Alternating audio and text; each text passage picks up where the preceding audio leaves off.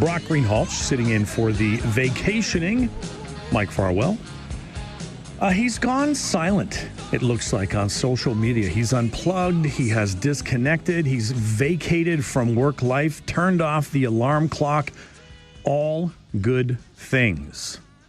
He'll be back next week. He'll be refreshed. He'll be bright-eyed and bushy-tailed. In the meantime, Devin and I have some work to do today. On the show today, is getting rid of hybrid work the answer? Workers apparently want shorter commutes and real opportunities to grow in their careers. 10 o'clock this morning, we will have the chance to talk about a local swimming program that is proving to be quite popular. Almost 200 participants and another 250 on a waiting list. We'll dive into that story. I've done it again. See what I did there. 10:30, are you ready for the future of shuttle services around the region? We will also talk with the new community engagement coordinator at Food for Kids, Waterloo Region, and see what summer programs are available for those families who are struggling with food insecurity and how you might be able to help. That's at 11 o'clock this morning. 11:30, we are going to jump over to Guelph to learn more about the research being done related to avian flu. And then in the last hour, dun, dun, dun, it will be Talkback. Anything that is on your mind, give us a call. Sound off. It's your chance. Let's continue. We'll jump right in with the Farwell Show 5 for Tuesday, July 15th. The headlines you didn't need to know, or maybe you didn't know you needed to know. Okay, get your brain in gear this morning. Number 5, as we mentioned yesterday, Sir Paul McCartney is coming to Hamilton this November. He will be the first act to christen the newly renovated TD Coliseum.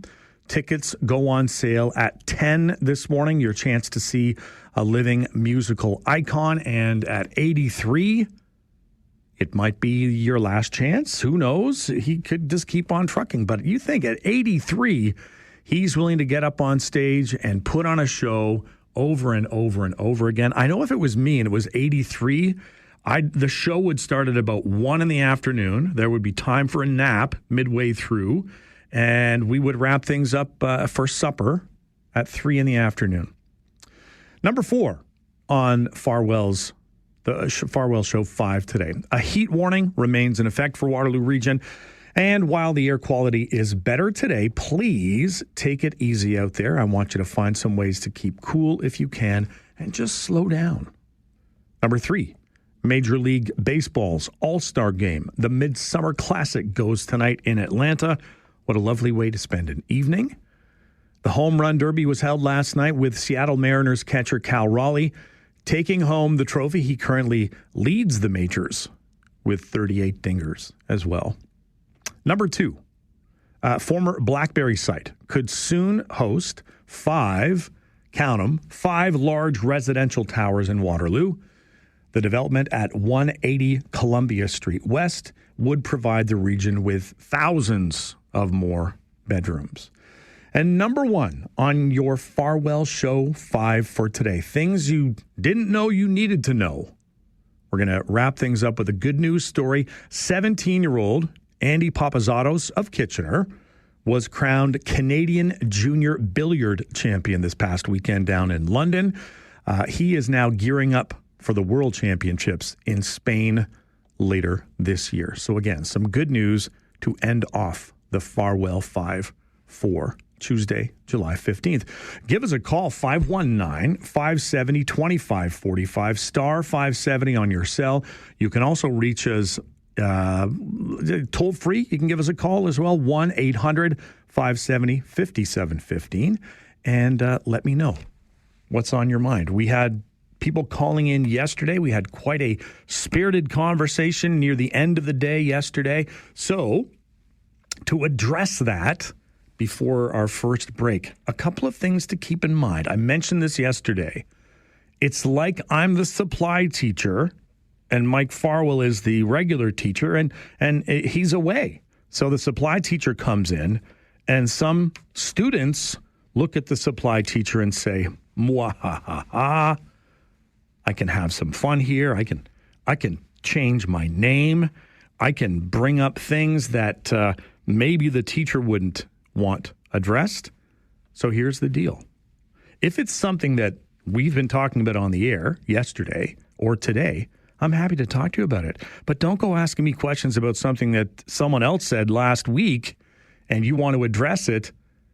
I did some homework. I went this morning and listened to the end of Friday's broadcast.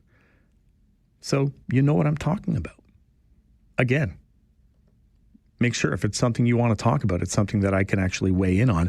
Don't try and get me to talk about something that, it sounds like had already been addressed. And maybe I'm reading that wrong, but I don't think I am. All right. There's certain things that you can do. I was born at night, but it wasn't last night. Give us a call, 519-570-2545, star 570 on your cell, 1-800-570-5715. You are listening to The Mike Farwell Show on 570 News Radio. Bicycle, bicycle, bicycle. I want to ride my bicycle, bicycle, bicycle. I want to ride my bicycle. I want to ride my bike. I want to ride my bicycle. I want to ride it where I like. You say black, I say white. Brock Greenhalgh sitting in for, right here in Mike Farwell's chair this week, pocketing Mike Farwell's pens along the way. I know that bike lanes are always a hot topic here on the Mike Farwell Show, so I thought I would give you a little glimpse into my ride to work. Remember yesterday, I told you that our car had to be towed back from up near Pontypool, Ontario, near Peterborough. That was on Sunday. It is going to take a few days to get it back to being roadworthy, so I decided yesterday morning I would do my part for the environment, my heart, my knee, and ride my bike to work this week as I fill in for Mike. And after 2 morning commutes, I've got to say, so far, so good. Few concerns. The fact that many folks seem to look at Iron Needles Boulevard as their own version of the Autobahn in Germany. And I've also noticed that people like to use the roundabouts as slingshots to use them to pass other drivers on Iron Needles. I didn't have to deal with the traffic today driving in a vehicle because I was on my bike. For the most part, I stay off the road. I use the paths that have been created, parking lots if needed, and the odd section of sidewalk.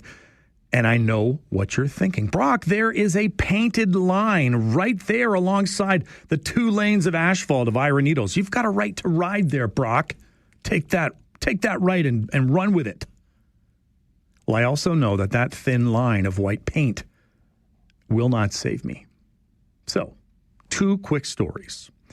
About 5 years ago, I was out for a pedal, got myself a new bike, feeling pretty good about things. A car full of, let's call them testosterone-fueled youngsters, goes by, and they all scream at me to get off the road as they drive by. Well, my adrenal gland kicked in enough to allow me to catch up to the vehicle at the red light. Don't ask me how high my heart rate was at that point. I was able to take some photos of the license plate of the vehicle and make a phone call, report what was going on. I told this story to a friend of mine, Eli, who has been riding bikes in this community for years. He gave me the best advice at that point. He said, Brock, stick to the paths. And I don't think he was meaning the paths that are just painted along the side of the highway or the side of the road. So I did. Until I didn't. About a year later, I was heading home along the Iron Horse Trail. I had to detour onto a section of sidewalk for a little bit, and seeing some pedestrians coming my way, I did dip down onto the road just for a split second. And it was at this point that an oncoming car swerved The problem is it swerved towards me. It was going to teach me a lesson. Once again, adrenal gland did its job. I was able to quickly get up on the curb, turn around, and follow the vehicle. Not always the smartest choice, I know, but what do you do when the adrenaline kicks in? Sometimes you go along for the ride. Not always. I'm not saying that is something that you should do, but this was a younger version of a much more quiet me. Found the car a short while later. Again, took some photos of the license plate, at which point the driver of the said vehicle comes out of a nearby office and begins to berate me for being on the road. So in my nicest voice, I informed them that while they may not like me being on the road, deciding to swerve towards me and remove me from the population was no way to solve the problem. Once again, I was reminded of Eli's words to stick to the paths. Good advice that I continue to follow to this day as much as I can. Give us a call, 519-570-2545, star 570 on your cell, 1-800-570-5715.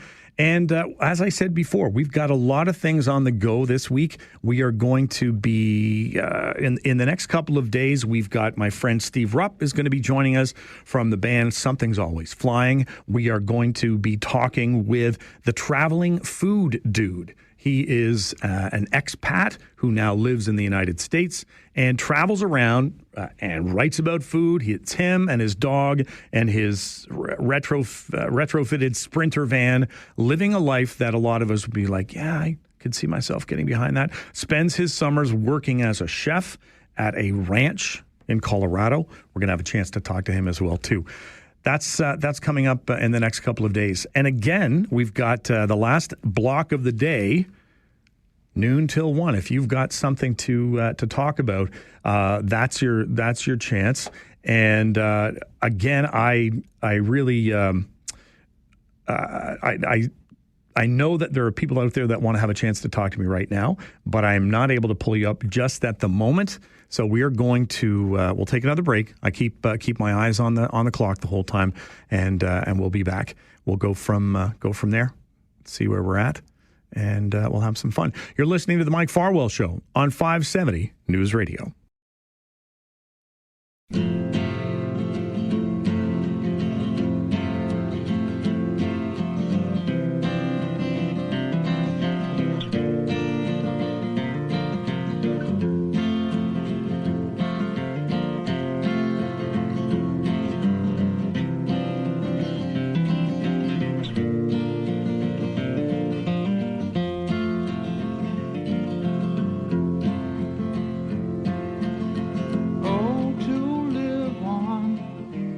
Sugar Mountain with the barkers and the colored balloons. You can't be 20 on Sugar Mountain, though you're thinking that you're leaving there too soon. Brock Greenhalgh sitting in for the vacationing Mike Farwell. Thanks to our good friend Canadian Neil Young for our little intro of Sugar Mountain there. I know Mike is out. He's enjoying himself a bit of a vacation. And I also know my last segment maybe was a bit of a rant. Well, you can get your chance to do the same today from noon until 1 o'clock when Talkback gets rolling. To keep things balanced, let's be fair. All right, let's be fair. Let's look at some raves from me for today. Sunrises. Got up early again this morning, gave me the chance to appreciate a beautiful sunrise as I rode my bike to work. Air conditioning when it's 38 degrees outside, the Humidex included. Enough said about that. Cooking outdoors. Despite the heat yesterday, I did find some pleasure in working the grill yesterday to cook up some supper. Naps. Brittle Star and I discussed the benefits of naps yesterday. Managed to sneak one in a busy afternoon, and it was glorious. And in honor of Neil Young's Sugar Mountain, how about parking lot fairs? Where did the fair go? Albion Amusements packed up and headed out late Sunday night, leaving the parking lot here empty along the boardwalk. Did any of you make your way over there? I know the splash pad, for example, just around the corner has been packed with lots of families the last few days. So families trying to beat the heat and being out and about. Great to see people involved in those things. Francis, you have been very patient. What is on your mind today? Well, first of all, I had a surprise. It wasn't Jen that answered the phone. She has such a sweet voice. Now you've got gruff Devin. Yeah. And I found out some of the other guys are saying the same thing, and here I thought I was number one. Francis. But anyways, it's okay. Talking about riding bikes. Yes. I refuse when there's cars around to ride my bike on the road. I'll tell you, just recently, here in a small village of Listowel, yes, I was no more than 200 feet from a stop sign. I was maybe a foot or two away from the curb riding, and I was not driving slow. A car passed me and made a right-hand turn. He didn't stop at the stop sign right in front of me. I could have drove straight into him. Yeah, it's awful, and I know that there's a lot of great drivers out there, and a lot of great cyclists as well too. And I do appreciate the phone call, Francis. But we hear the stories because when things go wrong, you've got a 3,000-pound vehicle and up against something that is just right beside you. I think one of the issues is that flight or fight mechanism comes in, and when people hit the flight button, they're pressing down on the gas pedal at the same time. We'll continue these conversations as we get going. You're listening to the Mike Farwell Show on 570 News Radio.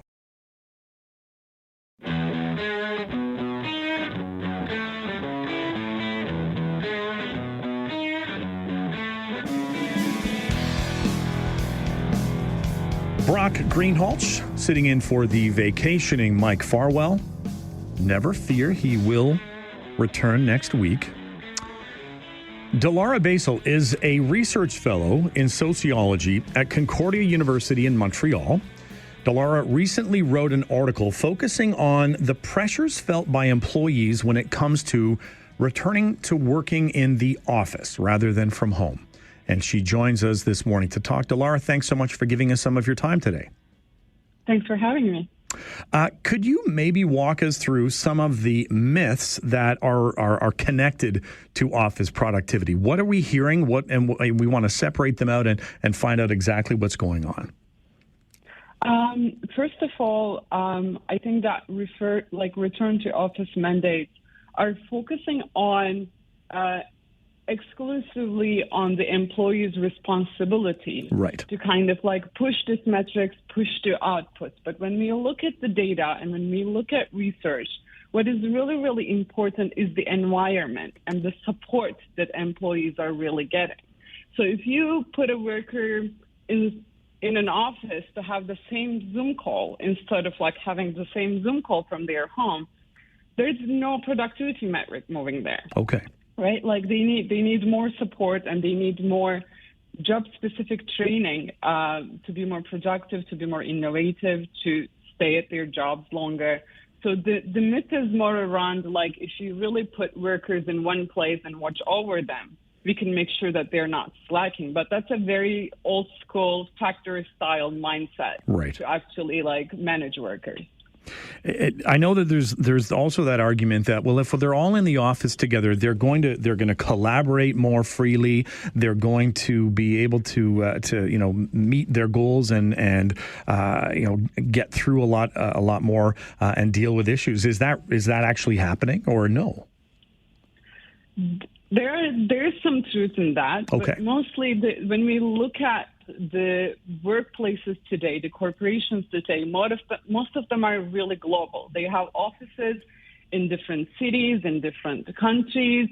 So it depends. Workers are actually open to go back to the office if there are some intentional meeting. Right. If all the team is going to be there and they're going to have some in-person meetings, they're going to build those relationships, they're going to have some training. And yes, there is definitely that advantage. But most of the time, those meetings are very rare and they're not very organized. Studies also show that, yes, they are actually helpful if everybody's in the office and if there is a set purpose of why they're in the office. I know you mentioned in your article as well how important it is when it comes to location, when we're looking at housing, for example, for employees as well, too. How does that play into what's happening out there right now? Housing, it has like two actually sides that are really influential for worker productivity. One thing is, as most Canadians also experience, the costs associated with the commutes, costs associated with living in urban centers, and nobody is really more productive and like more innovative and like can focus on their job if they're really stressed out about how to pay their mortgage, how to pay their rent. Absolutely. So it is very important that these basic conditions are, and it is not just on corporations, it's also for the government as well, that these, the employees, the people have that kind of stability. And the other part of it, the part that is more related to corporations and the working conditions is, again, training is very, very important. When we look at Canada's productivity statistics, we are behind in digital training. We are behind in digital technologies catching up with productivity. So you really need to take that training very seriously. So, and then what do we need to change? We need time. So that's why it's very important when we think about remote working and like where do people live and where do they work and how much they spend time going between one from the other. All very important. And I know in Kitchener, for example, here, years ago, 50 years ago, you would have a plant like the Schneider's meat plant, processing plant, and across the street were homes that were provided in a lot of ways or subsidized by the company so that their workforce was basically living right next door to the plant. That doesn't really allow for much work-life balance when you look out your window and there's your work location right in front of you. But again, the times change, and it's important for us to look at that as well. Yeah, and then those kind of setups were very common in like early industrial period. Yes, it is not great for work-life balance, but most of the time those kinds of setups also included a lot of other resources for the workers as well. Absolutely. Right? So it saved them time. It's like it just shows that it took into consideration their families and the rest of their life. And that's what we kind of need to see today. Important information. Thank you so much for giving us some of your time today. Dilara, good luck with all of the research that you're doing, and we'll keep this conversation going on our end as well. Sounds good. Thanks for having me. Give us a call. That was Dilara Basil. She is a research fellow in sociology, at Concordia University up in Montreal, talking about an article that she's just published with the focus on the pressures that are felt by employees when it comes to returning to the physical workplace.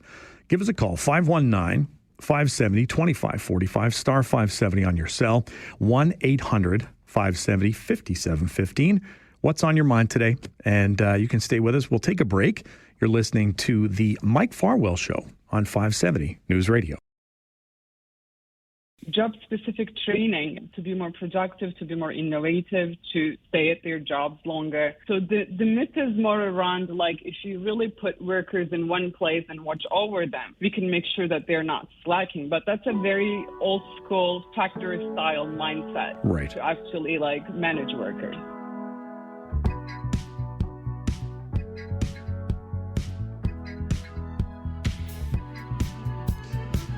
That was Dilara Basil.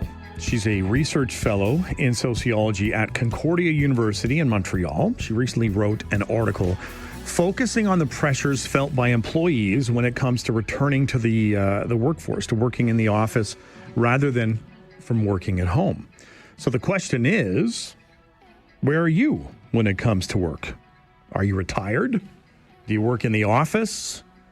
Do you work at home? Is there a hybrid option available for you? What happens in your day? And what works for you as well, too, is the other question. I know the pandemic gave people the chance to see what it was like to work remotely. Some fell in love with it, others not so much. give us a call, 519-570-2545, star 570. You can also reach us toll-free, 1-800-570-5715. Where are you when it comes to working? Let us know what's on your mind. A couple of other things to take a look at today. It is the national days for today. Social Media Giving Day. So if you get onto your social media, whatever it happens to be, Facebook, Instagram, whatever, find a way to give today. National Gummy Worm Day today. That's strange because I just had a friend of mine send me a picture that they are in St. John's, Newfoundland, and they are walking around, and someone has posted a picture that is inviting people to an event this weekend. And I had to laugh. It says, on Saturday, July 19th, I will be making and consuming a large bowl of dirt and worms. So gummy worms and chocolate and that sort of things at the St. John's Harbor on the side park at the wharf. It's going to be from 3 till 4. Come watch if you want to, and maybe have some of the extra gummy worms. Bring your own chair and snacks. That, my friends, is entertainment. That's how you want to spend your Saturday in St. John's, watching someone eat their dessert. Mike, what say you today? What's on your mind? In 2016-17, I got promoted to become a corporate project manager for a major multinational corporation. I was reporting in through Luxembourg, believe it or not. Wow. And I was working remotely. And I retired this year because they wanted to transfer me back to North America, and I wanted to work full-time at the office. And I said no, because I had been working from my home in Kincardine, Ontario, near Kincardine, Ontario, for the past many, many years. Wow. And I was running projects with team members from India, Brazil, down in Alabama, and Asia, all over the world, right? And I saw no sense going into the office and participating on a Zoom or a Microsoft Teams call. It was ridiculous. Right. I found that, yes, if you're a production worker, you need to be on site. But if you are in information technology or process automation or finance or accounting or anything like that, or procurement, you don't have to be in the office. Great point. I also found that because the nature of my work was to work with other people in other countries, whether they be contractors or employees of our organization, I had to get up at all hours of the morning. If I was working on an Indian project, they're 9 hours ahead. Right. So I'd get up at 3 o'clock in the morning, work, and I was off till 12. It allowed me the flexibility to adjust my schedule. There was no way I was driving into the office an hour and a half away just to work, to go on a Zoom call. So I announced my retirement because I was 62 years old, and then all of a sudden, after I retired, they come after me and they go, "Oh, Mike, we'd like you to finish this project and work on contract, and you can work remotely." Wow, interesting. And then I thought, this is so high school 1950s management. Right. Here you have a very, very skilled project manager, solution architect, very skilled IT project manager who's been working on capital projects, multi-million-dollar projects, but you want to treat him like a production worker. Right. I'm sorry. Goodbye. And you know what? I told, and then what happened to me was a couple months down the later, some of the consulting companies that work with me, I am now working with them part-time remotely and doing a couple days of work a week for them. Well, thanks, and I appreciate that. I appreciate the phone call, Mike, and I appreciate the input as well too. Taking a look at it through that lens, right? As Mike was saying, if you're a production worker, you've got to be on the floor. You got to be there, be doing the things that need to happen. But if work can be done remotely, the impact on mental health, on your pocketbook, on all of those things. It does take some getting used to. You have to be able to find that balance. You got to be able to get out if you can, get out of your home, walk around a little bit, and see what's going on. Important for us to keep that conversation going. So if you want to talk about that, feel free. You can give us a call, 519-570-2545, star 570 on your cell, 1-800-570-5715. We will take a break right now, but please stay with us. You're listening to the Mike Farwell Show on 570 News Radio.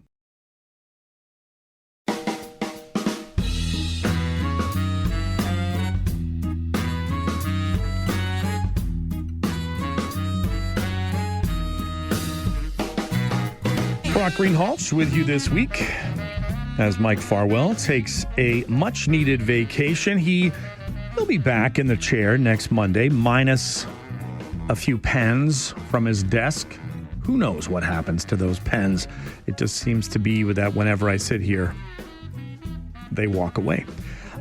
Looking at the next few days, what we've got on the agenda as we make our way to the middle of the week. Tomorrow, we will have some time to talk with Steve Rupp, the drummer from Something's Always Flying, a local band.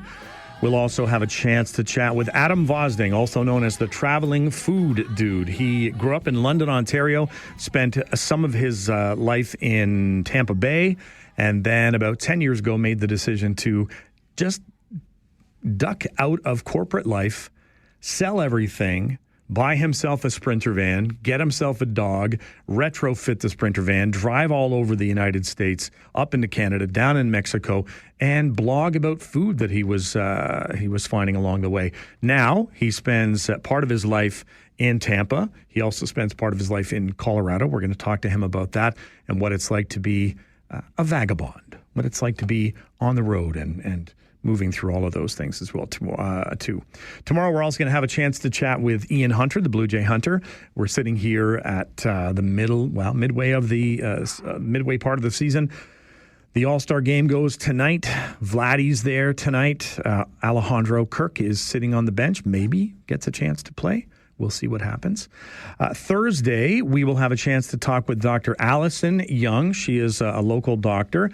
You can follow her on the Smartphone Effect MD. And she talks with parents. She talks with school groups about the impact that she sees as a doctor and the impact that cell phones have on young people, on mental health, on physical health. Very important messaging, and I know that sometimes it seems like overload, but for us, I think it's important for us to have those conversations. That's going to be a part of the conversation on Thursday morning. We're also going to talk with Brian Burke at the end of the day on Thursday and get his updates from the Center for Family Business. They've got an upcoming golf tournament that uses just one club. So I believe it's the 7-iron. That's all you're allowed to bring onto the golf course. It sounds interesting. I might have to sign up and be a part of that. Friday, local author Krista Strauss is going to join us as well to talk about her latest book.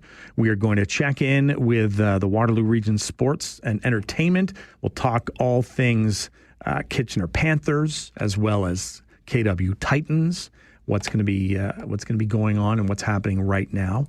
We'll talk about all of those things as well. That's part of what we're looking at on Friday. We'll also have the Friday 4 panel. So that's another chance for you to tune in. And Talkback. Talkback is there all the way along. You don't need to worry about that. You've got your chance to talk back and ask questions and give us your opinion. 519-570-2545, star 570 on your cell, 1-800-570-5715. Stay with us. We'll take a break. You're listening to The Mike Farwell Show on 570.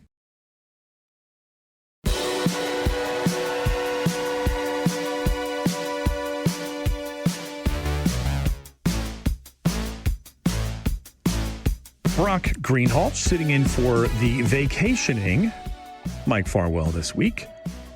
Well, he's chosen a nice week, weather-wise, to be out of the building, at least.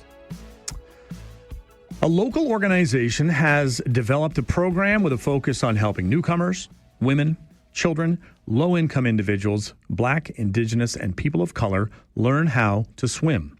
Afropolitan Canada is the organization behind the push. Almost 200 people are signed up for the programs this summer in the city of Kitchener alone. Another 250 are on a waiting list as well. Founder and executive director of Afropolitan Canada, Kelly Defogain, joins us this morning. Good morning, Kelly. Thanks so much for your time. Good morning, Brock. Thank you so much for having me on your show today. No problem at all. Kelly, the Learn to Swim program, it got started a few years ago, and I know that I was looking at the numbers, and it looks like it's just taken off over the last year. Maybe you can give us some background. How did everything get started? Yes, it really started in 2023. We just really identified a gap in terms of access to affordable classes, swimming classes. And so we piloted the project for a year. We opened it, and within a few hours, we had about 100 participants registered. Wow. We only had 96 spots, and so that's how it really took off in 2023.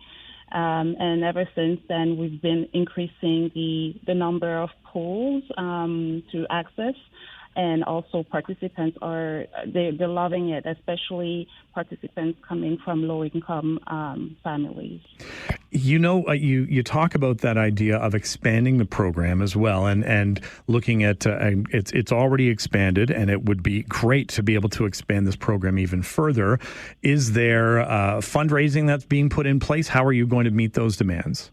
Absolutely. So we are currently working to make the program year-round to address the 250 people on the waiting list right now. Mm-hmm. So the goal is really to push for more fundraising.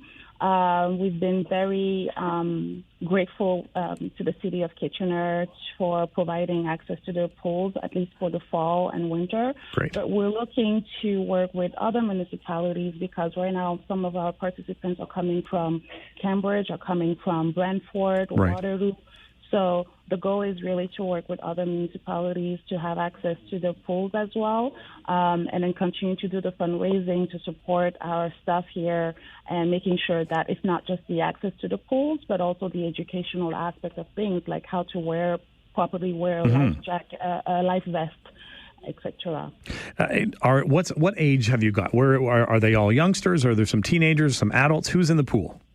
Everybody's in the pool. So the youngest are 4 years old, okay. And then our more mature folks they are 60 years old. Oh, so that's awesome. Yes. Oh my gosh. When I would think it must be powerful for some of your young swimmers to be able to see themselves represented either in those those older swimmers that are there, or maybe when they look at the staff helping to run the program. Do you see some of your current little ones maybe being able to take on those leadership roles moving forward? Absolutely. The goal is really to get them into swimming so that they eventually become themselves lifeguards, instructors. And why not? Honestly, for me, my biggest dream is to see some of them represent Canada at the Olympics. That would be amazing. It will be amazing, right? So the goal is really to show them, through swimming too. There's also other skills that we're learning. It's also linked to mental health. Mm-hmm. And then really the hope with this is that they understand that water is great, but we have to be careful in the water.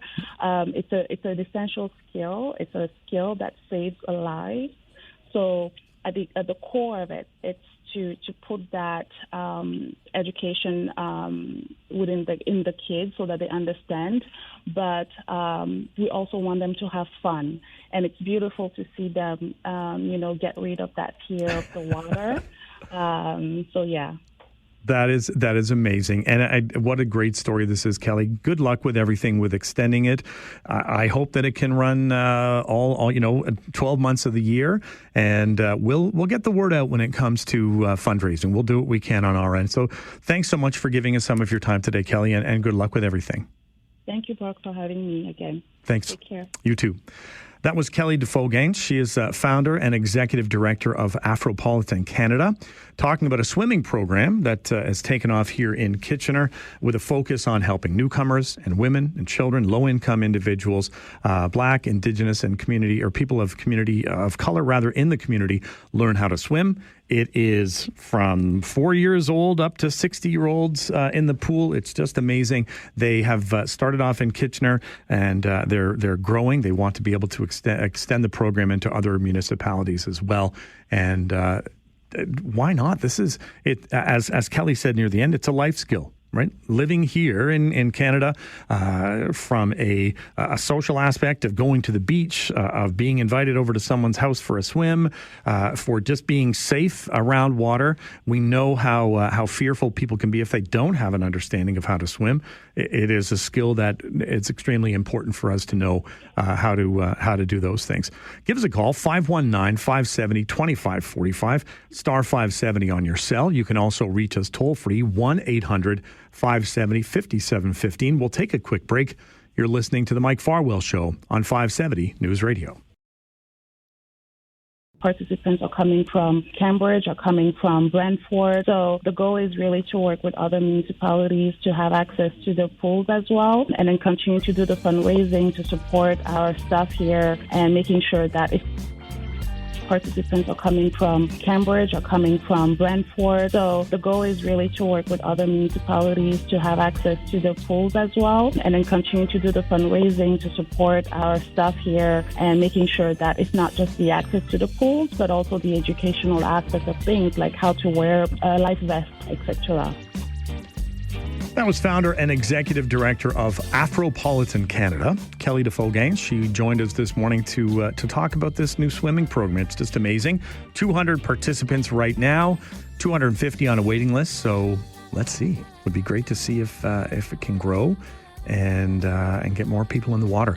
Did you take any swimming lessons when you were growing up? Do you feel confident in the water? We talked yesterday about rip currents in the Great Lakes and how important it is for us to understand how powerful those bodies of water can be. Back when I was a kid, here we go, old man story, about to shake my fist at the clouds. I was lucky enough to spend most of my summers along the Lake Erie shoreline, and there was a seasonal campground called Terrace Beach. Then it became Yogi Bear's Jellystone Park, and most recently it is known as Wildwood Park. It's still there, just down the road from Rondo Provincial Park, beautiful part of the country. There was a kiddie pool, I remember. There was a swimming pool, a diving pool. We'd even make our way down to the lake to swim every now and then. That's where I learned how to swim. I took some swimming lessons. My parents would come and watch me. My mom would lose her mind when I was jumping off the side of the pool and doing flips. I don't think she came to watch me when I made my way into the diving pool. And the diving pool had a board. In my mind, it looked like it was 100 feet in the air. It was more like 10 feet, I would think. And one of the games we used to play was trying to jump off that diving board and get as close to the edge of the pool as possible. How ridiculous is that? And yet, I'm still here to tell the tale. That is how I spent many a summer growing up. So knowing how to swim was extremely important for myself. My wife worked as a camp counselor, so learning how to swim, extremely important for her as well, too. Both of our boys, our oldest boy, took to playing water polo and was quite adept as a goalie in water polo.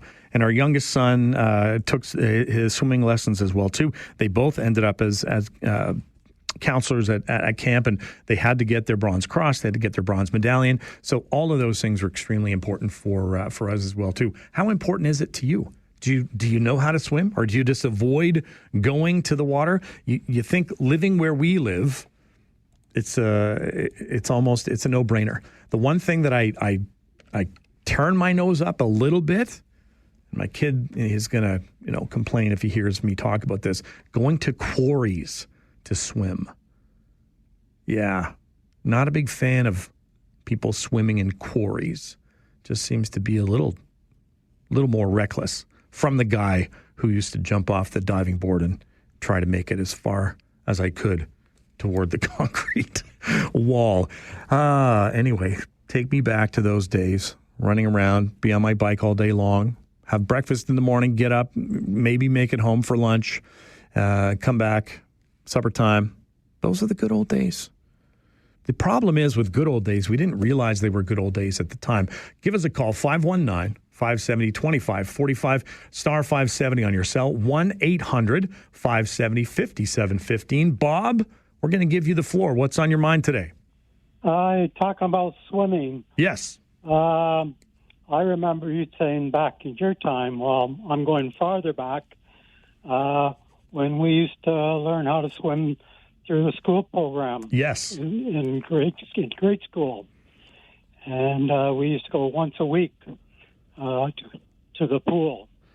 And it was helpful. I know at my wife's school and my school as well too, we have our students taking part again, and it kind of ties in with what you're talking about, Bob. It's called Swim to Survive. Same thing. It's important for kids to get that message. And I think if we can tie in the other aspect, like we were talking about yesterday, that the knowledge about whether it be first aid, all of those things are extremely important to learn. Well, I'm surprised that there's a lot of people that don't know how to swim. Yeah, and I think, I'll touch on that, but thanks for the call, Bob. I think the issue is and I know that I've seen this in the past, a lot of new Canadians have never swam and where they're coming from.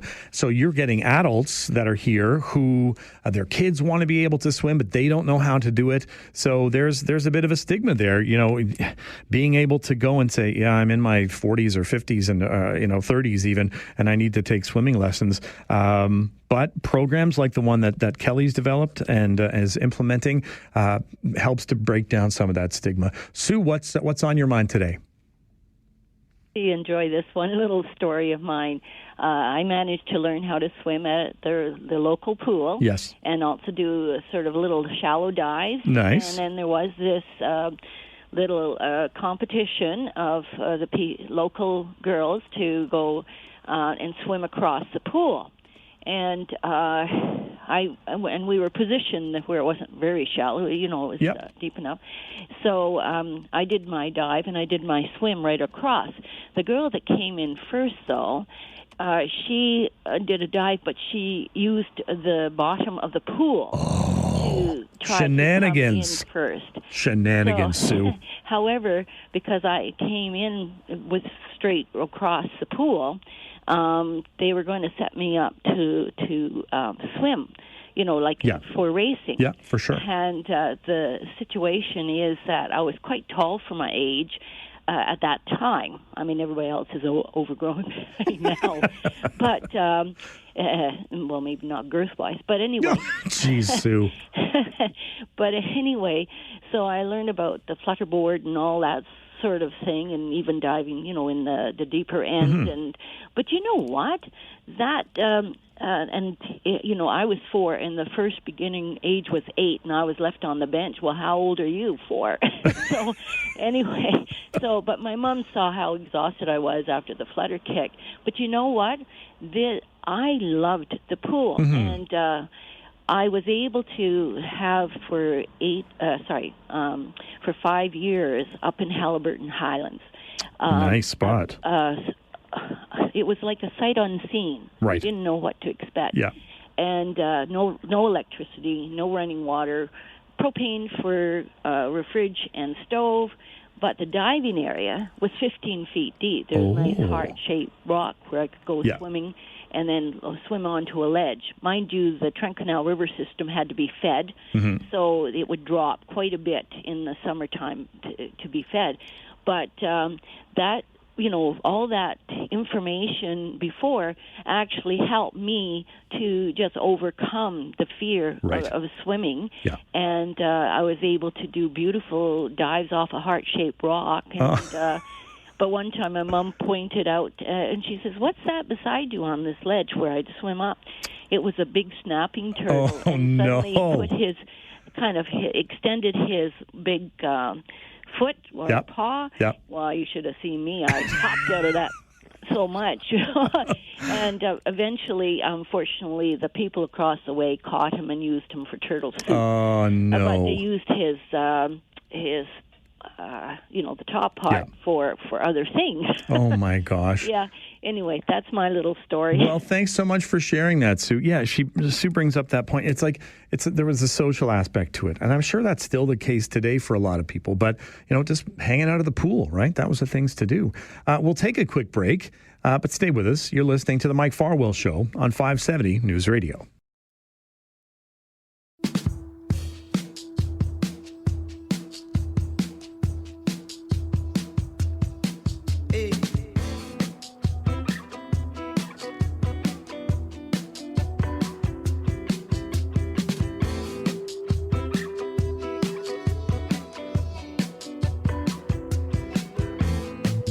Brock Greenhalgh filling in for the vacationing Mike Farwell. We've just had a couple of chit-chats about swimming and pools and all those things that we remember about from our past. And we were talking with Kelly earlier about a program that's helping young people and not so young people learn how to swim.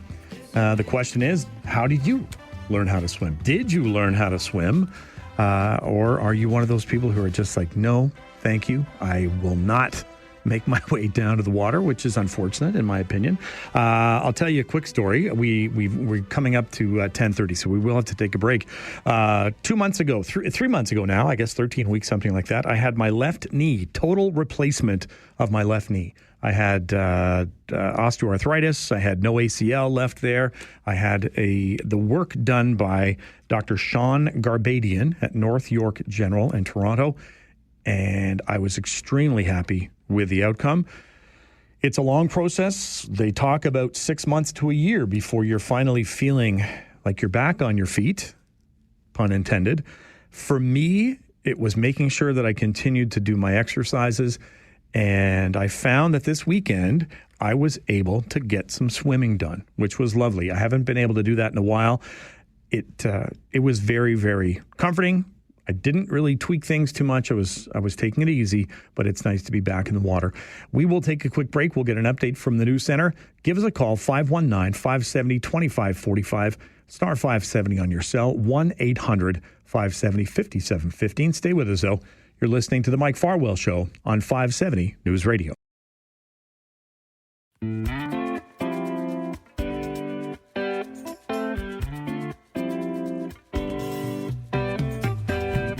Brock Greenhalgh with you today and for the rest of the week as well, as Mike Farwell gets a chance to put up his feet, eat butter tarts at his leisure, not watch the clock, maybe get out on his two-wheeled stallion. You'll hear all about it when he's back next week. Robert McGregor is the Director of Partnerships at GeoMate Incorporated, based out of the Tannery Building in Kitchener. The City of Kitchener and GeoMate have partnered up to develop a plan to bring autonomous shuttles to downtown Kitchener. And Robert joins us on the show this morning. Good morning, Robert. Thanks for giving us some of your time today. Good morning, Brock. How you doing? I'm well. It's early days, Robert, but so what work needs to be done first by GeoMate to get things rolling? Yeah, so we are at our core a mapping company. So the first step here is just building out this HD map for the City of Kitchener. So that's well underway. And so getting that into the city's hands is the next step, and just ensuring that the map's good, the accuracy of everything we're extracting is good, and then the city can go and use it for various use cases, including those shuttles you were talking about. I would think that mapping out a city, it's got to be a fluid activity when you've got construction happening or additions and all of those kinds of things. How does GeoMate sort of stay on top of all of those things that get added on as you're doing the work? Yeah, that's a great question. So we first start by basically mapping out everything you would see as you drive around in the transportation network. So looking at things like poles, signs, the pavement markings, sidewalk, bike lane, et cetera, et cetera.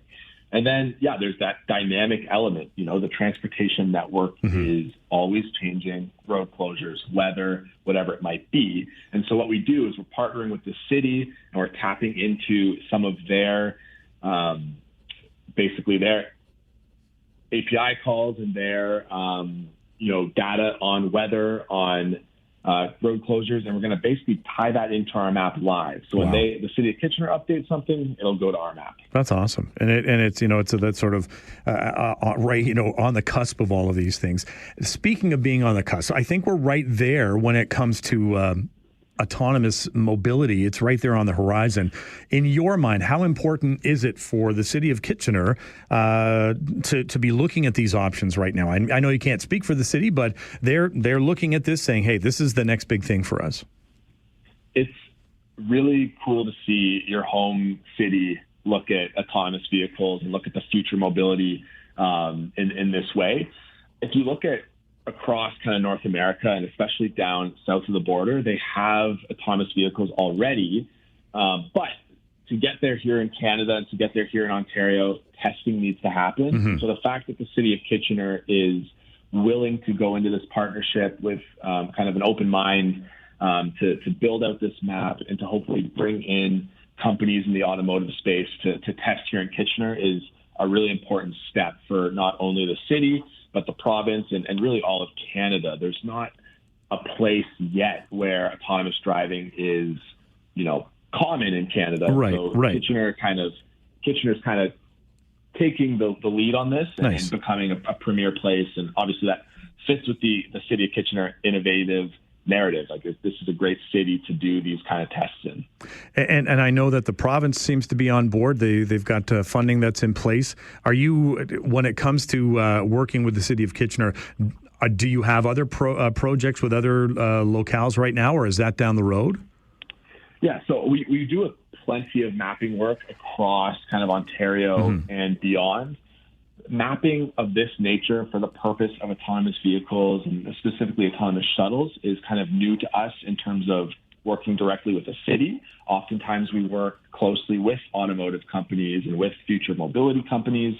So again, the fact that kind of the city's looking at this as a way they can prepare themselves for the future is a really cool step to see from, a municipality. And so, we do some work across Ontario doing some other kinds of mapping, but this is a first of its kind project for us. Very, very cool. I know you don't have a crystal ball with you today, Robert, but if we asked you to, are we talking 5 years down the road, 10 years down? When do you think you're going to be hopping onto an autonomous shuttle and kind of making your way around downtown Kitchener? When do you think that's going to happen? That's a great question. I'd say 5 to 7 years. Okay. I think there's a world in which testing begins sooner than that, and there might be some smaller pilot areas where people can, test this kind of solution out. Full-fledged, though, I think we're a ways away, but it's all about the preparation and just making sure, the vehicles are safe and everybody else in the transportation network that is maybe biking or walking is also safe when this technology comes to the streets. I love to hear it. Listen, I know you're a busy guy. Thanks so much for giving us some of your time today, and we'll keep the conversation going for you as well. Thanks, Brock. Really appreciate it, and have a great rest of your day. Right, you too. Thank you. That was Robert McGregor, Director of Partnerships at GeoMate. They work out of the city, or working with the city of Kitchener to start mapping out the core and looking at ways to bring autonomous shuttles to downtown Kitchener. Quite a process, a lot of things to take into consideration.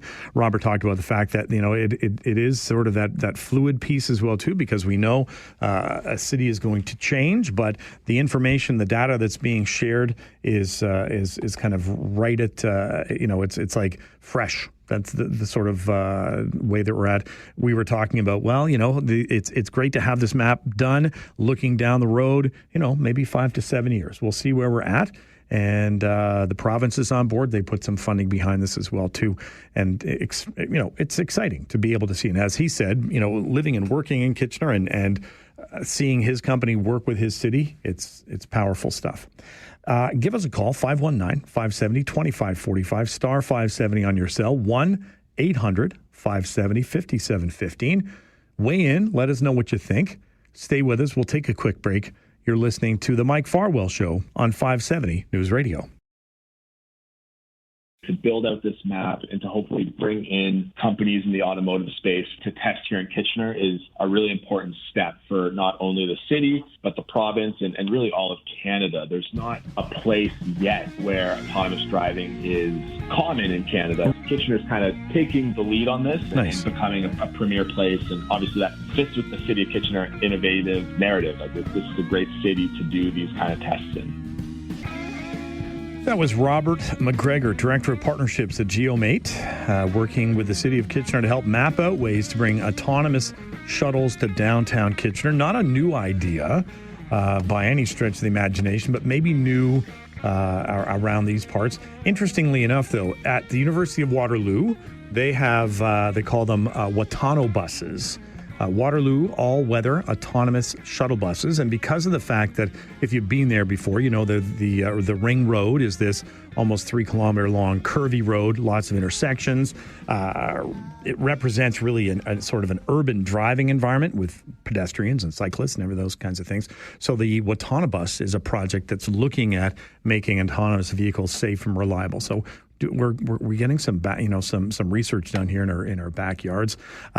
In other parts around the world, you will find autonomous shuttles in Barcelona, in France, at the Zurich airport in Switzerland, a lot of the cities in the United States as well too, Atlanta, Chicago, Detroit. So it works. There's that possibility. I know that there's always pushback when it comes to autonomous vehicles and saying, well, there's nobody there. There's no one actually driving the vehicle. And there's always questions of safety. You have to be able to look at how do you improve things. Those are the things that we're looking at. Give us a call, 519-570-2545, star 570 on your cell, 1-800-570-5715. Ian, what's on your mind today, Ian?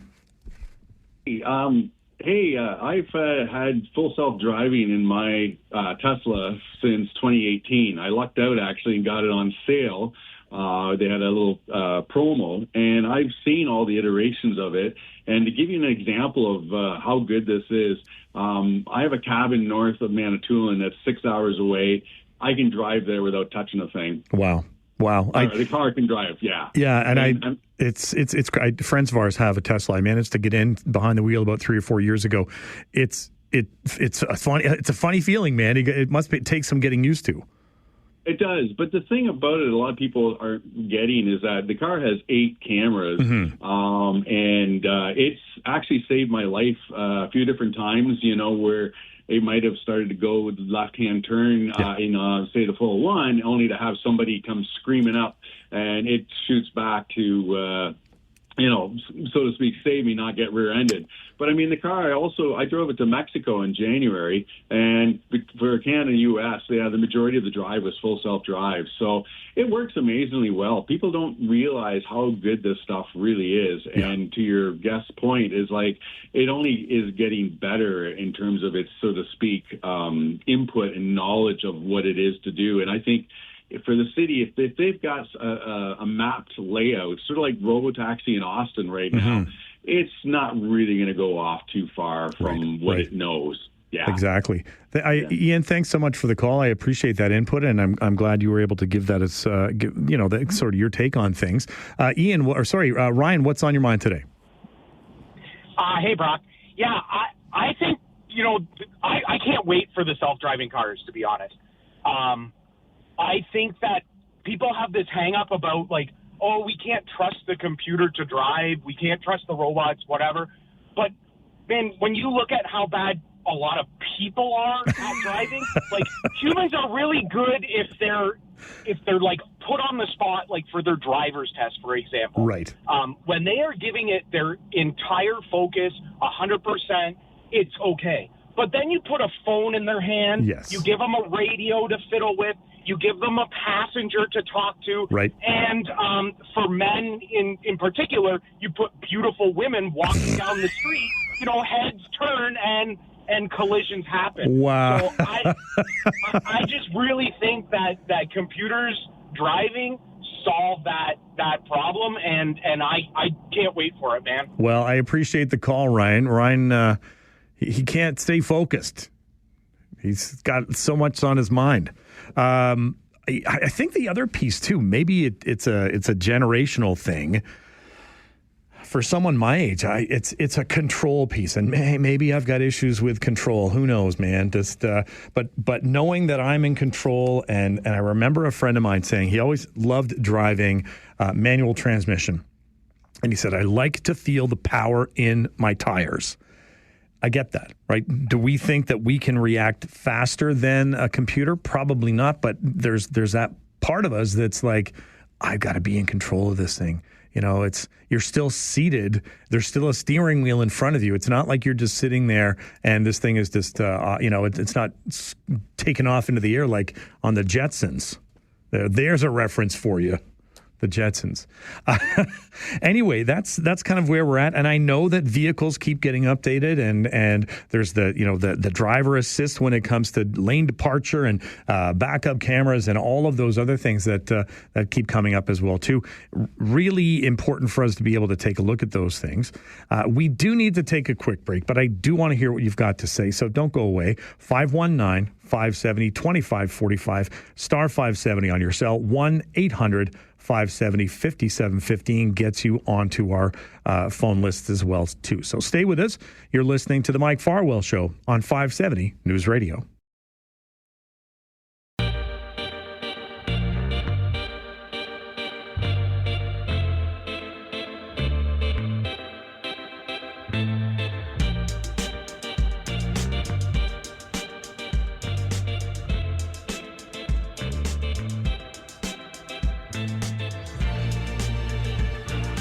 Brock Greenhalgh sitting in for Mike Farwell, who is enjoying his vacation this week.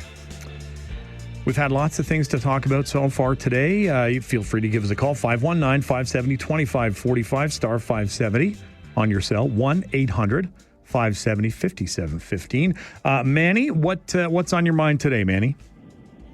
Well, this topic has kind of woken up my inner Charlton Heston. I've got this feeling inside of me where they're going to have to rip the steering wheel out of my cold, dead hands. You're talking about driving a manual. I love driving a manual. I actually love driving. Anybody who knows me knows that about me. It's one of the most enjoyable things that I do in life. That may sound boring to other people, but other people collect spoons and do whatever they do. You do you, Manny. I do me. Yeah. And but also, I do see the merits in it, and actually, I would quite welcome it, because everybody thinks they're a great driver, but then when we all get together when we're out on the road, it's quite the different scenario that ends up happening, especially at roundabouts. Yes. But I do quite welcome it. I would trust a computer to be able to calculate that based on, how great the cameras are now, LiDAR systems. Actually, some of the best autonomous driving vehicles are coming out of China right now. That I was reading an article about that today, and it's like I said, I think it's that sense of control, right? Like you said, the power in your tires. It's just like, I don't want to give it up necessarily. Yeah, I mean, look, I'm willing to give it up in other situations. Like, I don't buy a plane ticket and expect to sit behind the pilot or grab the stick in the middle of the flight or whatever because it's a little bumpy. A little bit. I'm okay with giving up that level of control to something that I believe that would be able to do the calculations. I think, like a previous caller said, it has like the sole focus of doing that job purposefully. Right? Yeah. I have no problem with that. Well. But what I will say, Brock, is I turned the radio to 570 today, and I heard like the silky smooth voice. Here we go again, Manny. And normally I get like a little screechy, and it comes from like this I knew we'd get here at some point, Manny. You got it out for Mike. You gotta wait till next week, man, and give it to him. Man, it's silky. He's trying to butter me up. I know that guy. If I'm the supply teacher, he's the smarmy kid. I fell for it again. Sean, what's on your mind? What's happening out there today? Well, I got to agree with Mike. I got to agree with Manny. Mike is a bit of a stress pop. Oh, no. Sean's on it as well. Everybody's taking pot shots at the guy. He's not even here. Well, he does tend to stress out. Anyway, on the self-driving car thing, I mean, it's sort of, I don't have a problem with the AI. It is the sensor technology and Tesla's insistence on sticking with visible light cameras. Okay. Okay, you ever notice that all these cars and all these tests are done in places like California? What about here where we got the snow in the air, right? Mexico. I mean, I have a 2024 vehicle. It's got radar. It's got sonar. It's got cameras. I mean, in the winter, I clear off my vehicle and I'm great to go. Yeah. But you know what? It's a slushy day. 15 minutes in, half my sensors are covered over, and I'm getting warning lights. I'm getting beeps, and I got to pull over and I got to clear them. Now, so is a self-driving car going to have the human get out and clear off all its sensors? Good point. Listen, I don't want to shut you down here, Sean, but I am hitting the 11 o'clock. Thanks so much for that call. Give me a call back, though. And I hear you on that, though, right? The technology needs to match up with the climate as well. You're listening to the Mike Farwell Show on 570 News.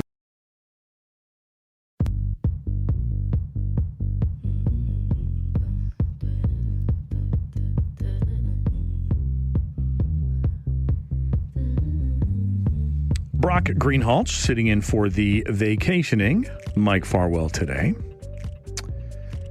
It's the middle of summer. We know that there are a lot of programs out there when it comes to helping to feed kids when they're in school. When we get to the summer months, things get a little bit more challenging. We want to talk a little bit about that today. Carrie Gousset joins us today. She is the Community Engagement Coordinator for Food for Kids, Waterloo Region. She's been in the role for a few months, and she joins us today. Thanks for giving us some of your time today, Carrie. Thank you, Brock. Good morning. How are you? I'm much better now that I'm talking with you. So sweet. Thank you. Likewise. Oh, wow. Thank you. I'm blushing over here, Carrie. You've been in this new role for a few months now. What's the experience been like for you, Carrie? Yeah, since the end of February, I joined Food for Kids Waterloo Region. Eye-opening and rewarding, I would say. Yeah. I knew there was a great need, but I never imagined really in our affluent Waterloo Region that the need was so great. I grew up in Kitchener, and so seeing our neighbors really in such great need, it's overwhelming sometimes, but the fact that the community also steps up to help us, help those same neighbors, boy, it just brings great hope to the children that we're helping in our program. Well, thanks for taking that role on as well, too. We know that a lot of, I mentioned this before, a lot of the community food programs that impact children during the school year, Nutrition for Learning, all those kinds of things that are out there, the work that the May Court does as well, too. The challenge, I think, for a lot of people is that once we get to the end of June, it's not always easy, but I know Food for Kids does have a summer program in place. What does that look like, and how can we help if help is needed? Yeah, that's right, Brock. So children do have access to some food while they're at school during the school year, but right, exactly, what happens on weekends and school breaks, and that's where Food for Kids Waterloo Region steps in. We feed children that are suffering from severe food insecurity on weekends and school breaks. And for the summertime, we're delivering healthy food boxes to the 1,339 children that are in our program every week. And we deliver it during the summer break right to their doorsteps. Okay. And that equates to about 500 deliveries because during the summer, we're serving really the entire family as well, right? Yeah. So we want to be sure that children have access to healthy food all summer long. Are there limitations? I'm guessing that 1,339 you're at capacity. Are you looking for ways, or are there needs that go beyond that you'd like to be able to meet? Well, absolutely, because we have a waiting list. Oh, gosh. So okay. Here's the challenge, is that we don't receive any government funding. Right. We are a targeted food program. We're not universal access. Okay. So we rely fully on donations from corporations, from businesses, from groups, from individuals. And here's the good news, that 86% of every single dollar that's raised comes right back into feeding the hungry bellies of the kids in our Waterloo Region that are in our program. All right. If people want to be able to help out, if there's a company out there that wants to get involved, do they reach out to you? Who should they be talking to? Absolutely. They can go to our website, food4kidswr.ca. You can reach right out to me, community engagement at foodforkidswr.ca. And listen, there's always ways. There's fundraising, there's donations. I've seen some really great, incredible, generous fundraising that's already happening this summer, barbecues and a summer soiree. And listen, a 7-year-old had a birthday party where his presents were the food donations. Oh, come on, Carrie. Yeah. That's the stuff that we need to get out there. Exactly. So there's so many ways to give. Our Summer Gift of Care campaign is on right now. And, of course, you can donate directly through our website. Okay. $600 feeds a child for the entire summer and $75 per week.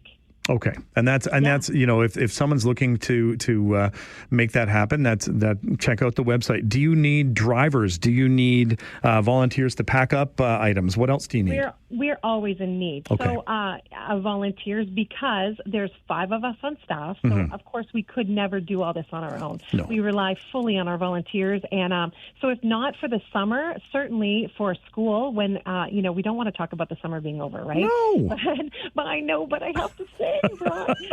Soon school will be starting again, and we are going to need to be doing this every single weekend, and then come Christmas break, on the break. Yeah. So it's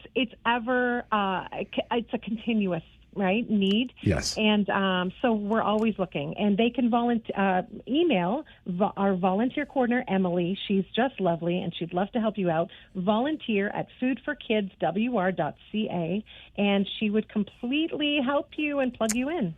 Carrie, I've got to say, I would think it's got to be exhausting, but as you're saying, extremely rewarding as well, too, and eye-opening. Thanks so much for giving us some of your time today. And we will keep... Thank you. Hey, no problem. We'll keep the conversation going, and we'll see if we can line up some more volunteers and some more donations for you. We'd love that. And share us on social media and check out our website and spread the word, because that's how we get to build this awareness, right? You've got it. Thanks so much for your time today, Carrie. Okay, have a great day. You too. Take care. Bye. Bye-bye. That was Carrie Gousset. She is the Community Engagement Coordinator at Food for Kids, Waterloo Region, and talking about that, even in the summertime, they're trying to meet the needs of these the kids that kind of go without sometimes, and mention the fact that they are delivering food to over 1,300 children. That's 500 deliveries that are being made. There is a waiting list, and that's the challenge, right? There's more need than what is available. So they're always looking for volunteers to volunteer your time, to be drivers, to help package things up. If you're looking to make corporate donations, you can check them out as well, too. You can always reach out. Check out foodforkidswr.ca. That's a great place to start, and you can go from there. Maybe there's a way for you to give back to your community if you're looking for ways. I know it's not always easy for people to do that, but a community looks after itself. It's pretty important. Give us a call, 519-570-2545, star 570 as well. You can reach us toll-free, 1-800-570-5715. Stay with us, though. We'll take a quick break. You're listening to The Mike Farwell Show on 570 News Radio. For the summertime, we're delivering healthy food boxes to the 1,339 children that are in our program every week. And we deliver it during the summer break right to their doorstep. And that equates to about 500 deliveries, because during the summer, we're serving really the entire family as well. Right? Yeah. So we want to be sure that children have access to healthy food all summer long. That was Carrie Gousset. She is the Community Engagement Coordinator at Food for Kids Waterloo Region. We just had a chat about programs that are available in the summertime. Brock Greenhalgh sitting in for Mike Farwell this week. And maybe if you can get the word out to people, if you're looking for ways to volunteer your time, if you're looking for ways to do some corporate sponsorships, we know there are tons of places that need your help, and this is just one more, but it's also one that, as she was saying, 86% of the funding goes right into the mouths of the kids. So that's important for us to be able to see that as well, too. Give us a call, 519-570-2545, star 570 on your cell, 1-800-570-5715. That is our toll-free number as well. We're coming up to, we've got a few more things to take care of before noon. At noon, Talkback. That's your chance. Your chance to pull out the soapbox.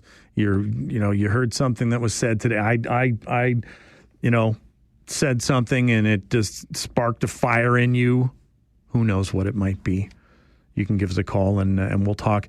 In the meantime, at 11:30, we are going to have, just after 11:30, we're going to have a chance to chat with a researcher over at the University of Guelph who left her home in Iran a few years ago to come to the University of Guelph to help do some research into the avian flu. We'll have a chance to chat with her and look at how important it is for researchers to be able to work across borders and share information and be able to do those kinds of things. It's later on this week, as I said before, we take a look. We've got a few friends that are familiar to you. I know that you know Ian Hunter, the Blue Jay Hunter. He's going to be here tomorrow to talk about all things Blue Jays. We'll also talk with the folks over at the Waterloo Region Sports and Entertainment. We'll talk about Titans. We'll talk about Panthers, all those things as well. We've got on Friday, the Friday 4 panel will be there for that hour. Talk back again to wrap things up. Thursday, we'll still have Flipside on Thursday.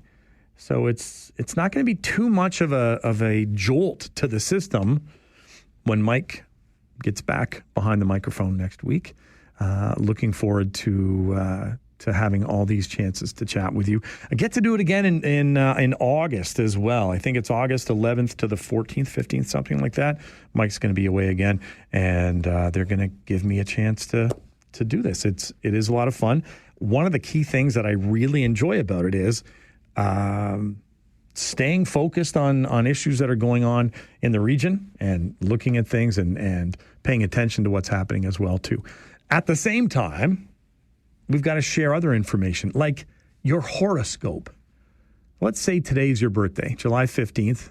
Happy birthday, first of all, if it's your birthday.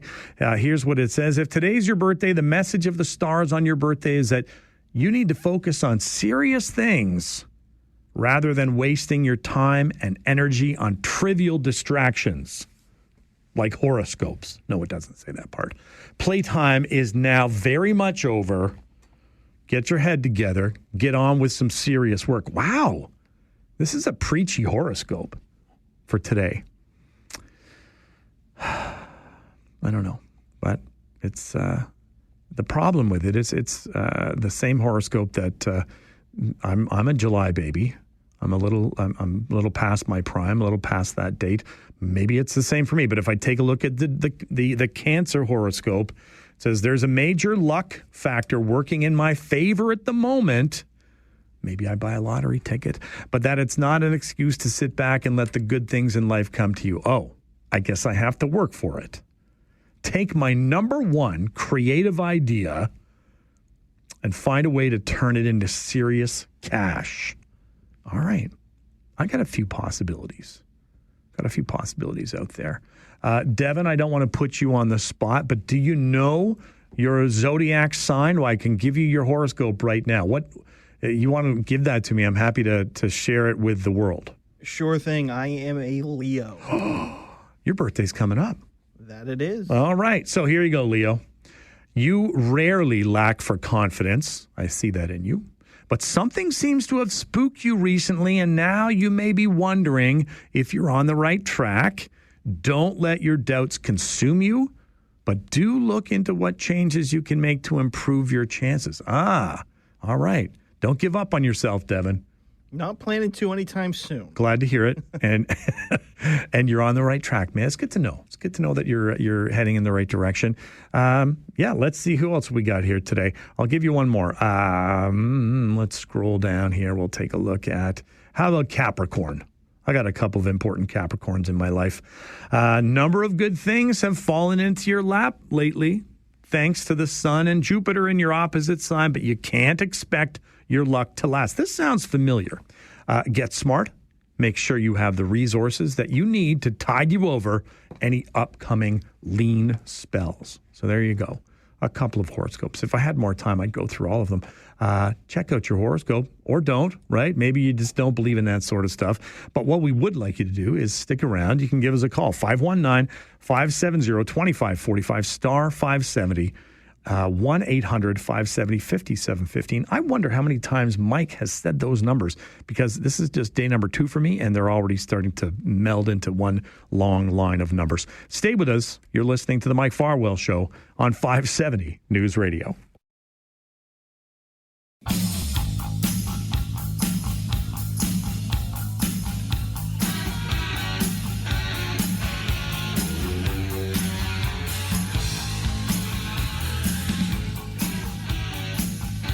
Brock Greenhalgh sitting in for the effervescent, vacationing Mike Farwell. He'll be back next week. Do you enjoy live music? Do you enjoy local live music? Well, my wife and I, we had the band Something's Always Flying, and we had first heard them play more than 6 years ago at a local public house, shall we say. We managed to get them to play at our 50th birthday celebration. I know, hard to believe. And that was 6 years ago. Man, oh man. 56. I turned 56 just a couple of days ago. Mirror, mirror on the wall. What the heck happened? I keep looking at myself and I'm just like, my wife, see, that's the problem. She tells me that I'm a 10-year-old, but then I look at myself in the mirror and then, no, they don't go together. Anyway, tomorrow, I'm going to get the chance to chat with the band's drummer, the band's roadie, the band's T-shirt maker and advertising mogul, Steve Rupp. We're going to talk about local bands that you need to listen to. We've got a few other little snippets for you to hear tomorrow.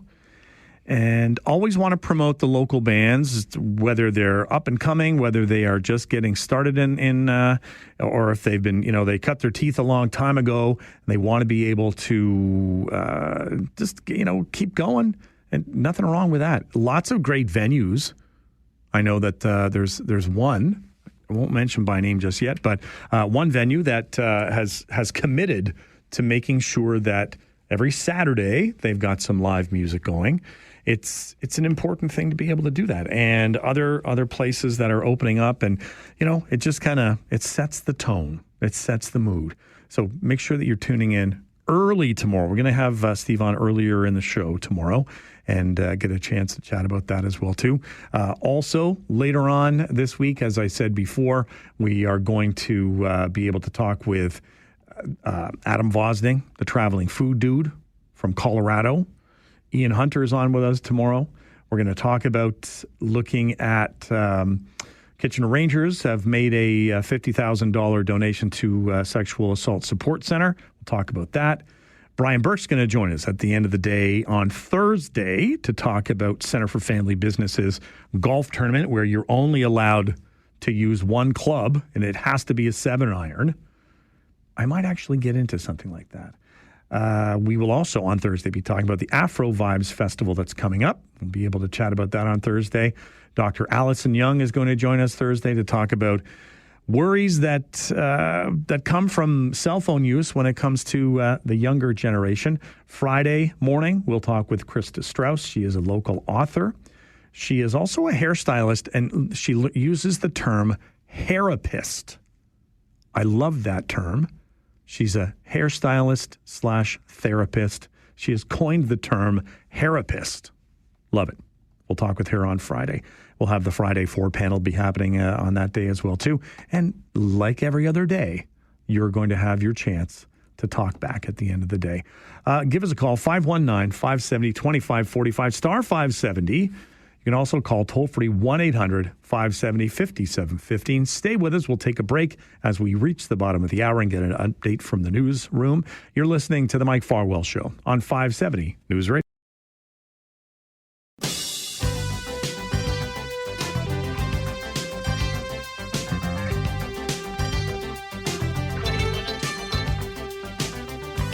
Brock Greenhalgh filling in for the vacationing Mike Farwell. He will return next week. Never fear. In the meantime, I'll hang out with you until Friday. Dr. Fatima Faisal left her home in Iran a few years ago to head to the University of Guelph to help research avian flu. She was working as a veterinarian when she saw firsthand the devastation of avian influenza up close. She joins us this morning to talk about what she's working on right now. Good morning, and thanks for joining us. Hi, Brock. How are you? I'm very well, and you? I'm good, thank you. Just surviving the heat. Aren't we all? And I hope you're in an air-conditioned spot right now. I am. Listen, Fatima, if we go back about 10 years ago, avian flu outbreaks start impacting a lot of different parts of Iran. How did you come to decide that working on a vaccine was the right path for you? True, yeah. I remember it was around 2017 that I was in almost last year of my vet degree, and I started going on poultry farms and just visiting and seeing the farms in my province. And then there was multiple outbreaks happening all over the country, and I saw many cases with severe clinical signs on poultry. And then I decided as a veterinarian, I got to do something. I need to research. I need to find a way to contribute to this field. And started reading, exploring, and I found the University of Guelph as a research hub in this area. And here you are. Yes. And thanks so much for coming in and bringing your expertise and being willing to share that information as well too. Talking a bit about that, how important is it from your perspective for research like yourself to be willing to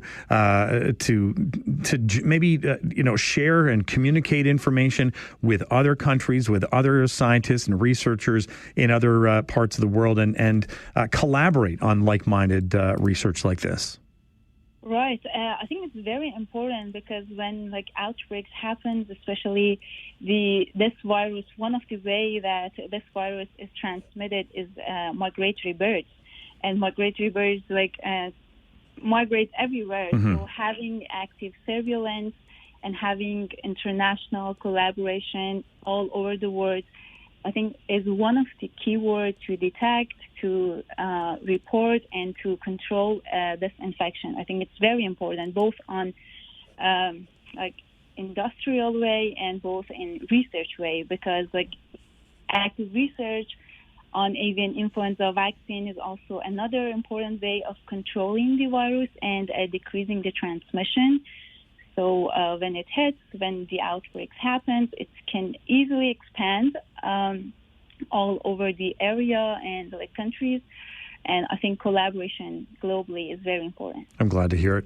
The research that you're doing right now at the University of Guelph, what is your focus right now? So the focus of my PhD project is on designing vaccine to elevate the immune response caused by chicken, created by chicken, to the virus. So the platform we are using here is mRNA vaccine, packaged in lipid nanoparticle. We vaccinate chicken with this vaccine, and then we experimentally challenge them with the actual virus. In my case, low pathogenic avian influenza, to see how vaccinated chickens respond to actual virus infection. And one of the ultimate goals is to decrease the transmission of virus from infected chicken to other susceptible birds or susceptible hosts.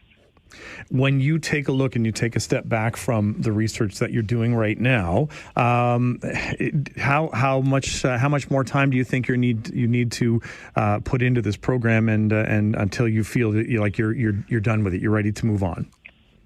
I think the research on avian influenza, influenza virus in general, can be ongoing forever because the virus is here to remain active, and we need to really find innovative and creative ways to fight against this virus. So I think it can always be next step to elevate our research and to find better ways to modify our vaccination program and strategies and to find better ways.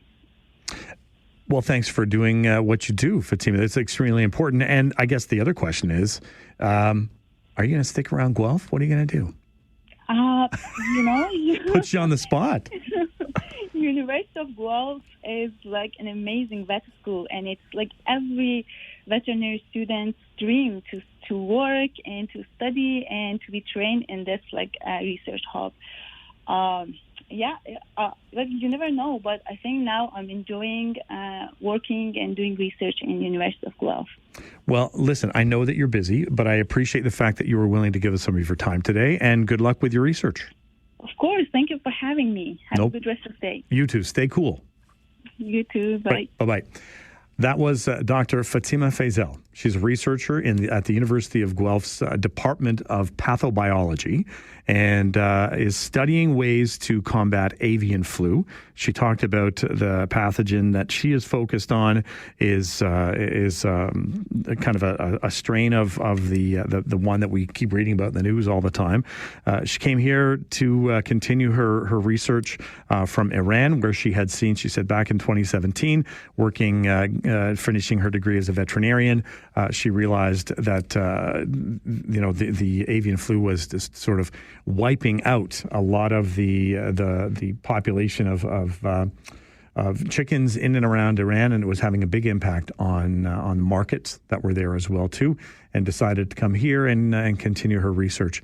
We will take a quick break. We'd love to hear from you though. Give us a call, 519-570-2545, star 570 or 1-800-570-5715. Stay with us. You're listening to the Mike Farwell Show on 570 News Radio. Influenza virus in general can be ongoing forever. The virus is here to remain active, and we need to really find innovative and creative way to fight against this virus. So I think it can always be a next step to elevate our research and to find better ways to modify our vaccination program and strategies and to find better ways. That was Dr. Fatima Faisal from the University of Guelph. She is researching right now vaccines to combat avian flu. She talked about the fact that it became important to her about 8 years ago when she was in Iran and she was working to complete her veterinary degree and was doing some placements and going out to visit chicken farms, those kinds of things, and seeing firsthand the devastation that avian flu was having. She talked about the fact how important it is for us to be collaborative in our approach, especially across borders. She talked about the fact that birds don't recognize borders necessarily. They migrate, and if you've got a migratory species, you need to be able to tackle any concerns that that species is dealing with, no matter what country you come from. So great to have Dr. Faisal on with us this morning to talk about that and bring that to our attention. It's good information for us to take a look at. All right, so what does the rest of your day look like today? Are you going to be able to stay cool? Oppressive is a good word for today's heat. But remember, we don't have to shovel it. Is there a way for us to capture these days and remember them in the dead of winter when we are out there and the car won't start and all the snow's on the ground and it's this, that, and the other? Well, we just got to go and enjoy these days, right? Make the most of it as best as you can. Are you going to tune in to the Major League Baseball All-Star game tonight? Today's like one of those few days, if you're a sports fan, that other than this game, there isn't much else going on, right? During the All-Star break, you think there's no basketball, there's no football. I mean, European soccer, yeah, you can pick up on that.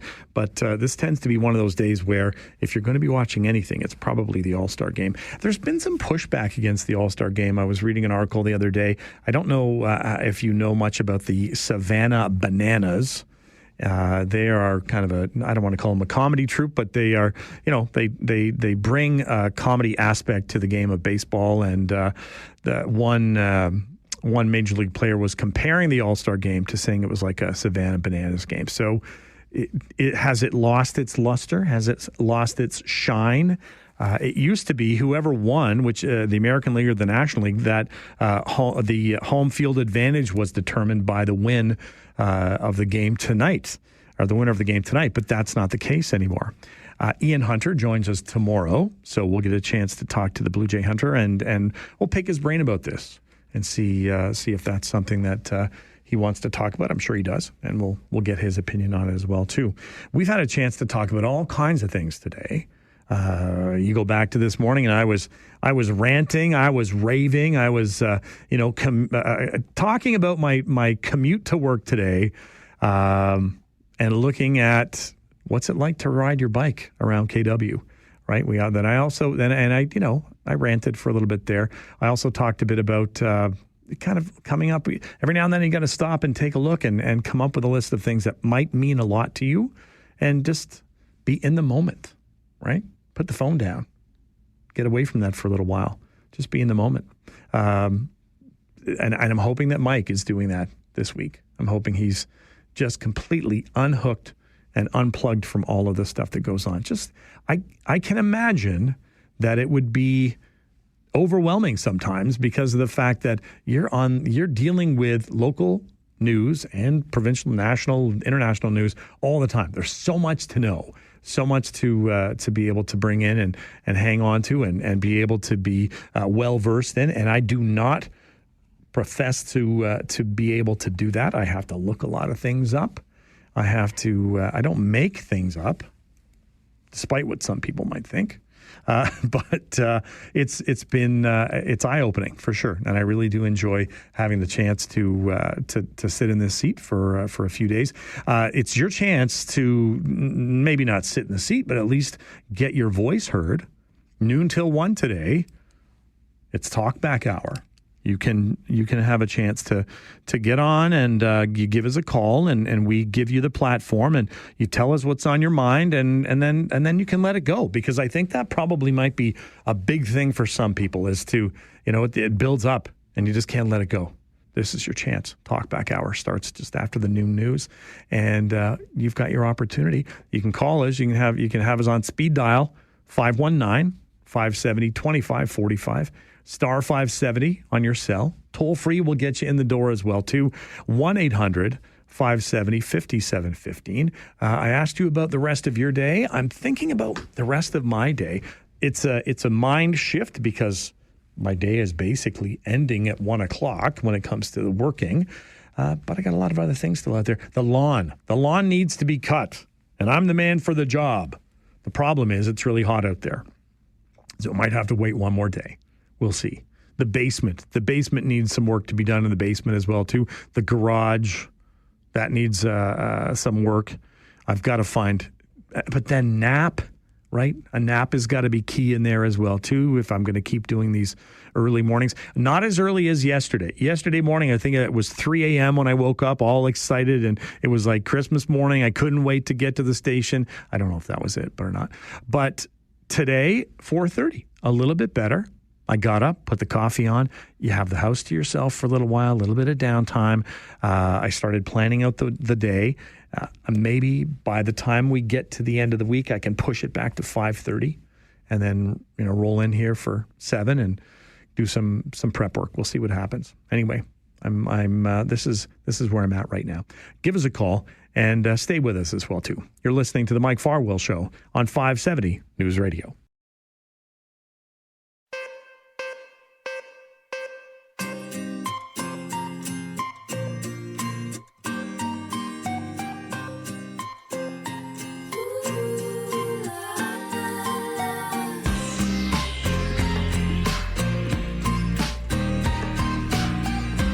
Brock Greenhalgh filling in for the vacationing Mike Farwell. Talkback doesn't start until afternoon, but I've got a bit of a rant right now. Remember early this morning I mentioned in our top 5, or Farwell 5, Paul McCartney going to be in Hamilton November. So there's a pre-sale. The tickets went on sale at 10 o'clock this morning. It is now noon, so 2 hours. Everything is sold out, but you can buy yourself some tickets over on the resale websites. I'm not going to mention them by name. Oh, boy. The best I can see here on the resale site, the cheapest right now for one ticket to go see Paul McCartney, $795 for one ticket. At the top end, and they're behind the stage. I don't know if this is a typo. 2 tickets together, you can get them for $27 shy of $10,000. Come on. That's ridiculous. But it's supply and demand, Brock. That's the way it is. People want these tickets. You're going to pay for them. Takes me back in time, though, to 2016. I think I've told you this story before, but the age I'm at right now, I don't care. I'm going to tell it to you again. August 20th, 2016. Where were you? Where was I? I was with my wife. I was with 2 of our great friends, and we were in Kingston, Ontario at the K-Rock Centre, and we were in the audience inside the K-Rock Centre along with 5,000 of our closest friends, including, at the time, Prime Minister Justin Trudeau, for the very final show of the Tragically Hip. We had bought our tickets online. I remember the tickets went on sale in May of 2016. And myself, I was on a break, so I was on my computer at 10 o'clock, not having any luck. My friend Mark that I was with was texting back and forth with me from up around Peterborough, or up around Ottawa, rather. And he managed to land 2 tickets. They were the VIP. They were really expensive. And we're like, not enough, and it's expensive. He texted me again a few minutes later, said, I've got 4 tickets, regular price. The tickets were, I'm going to say $86 a piece. And I said, get those. Let's get those.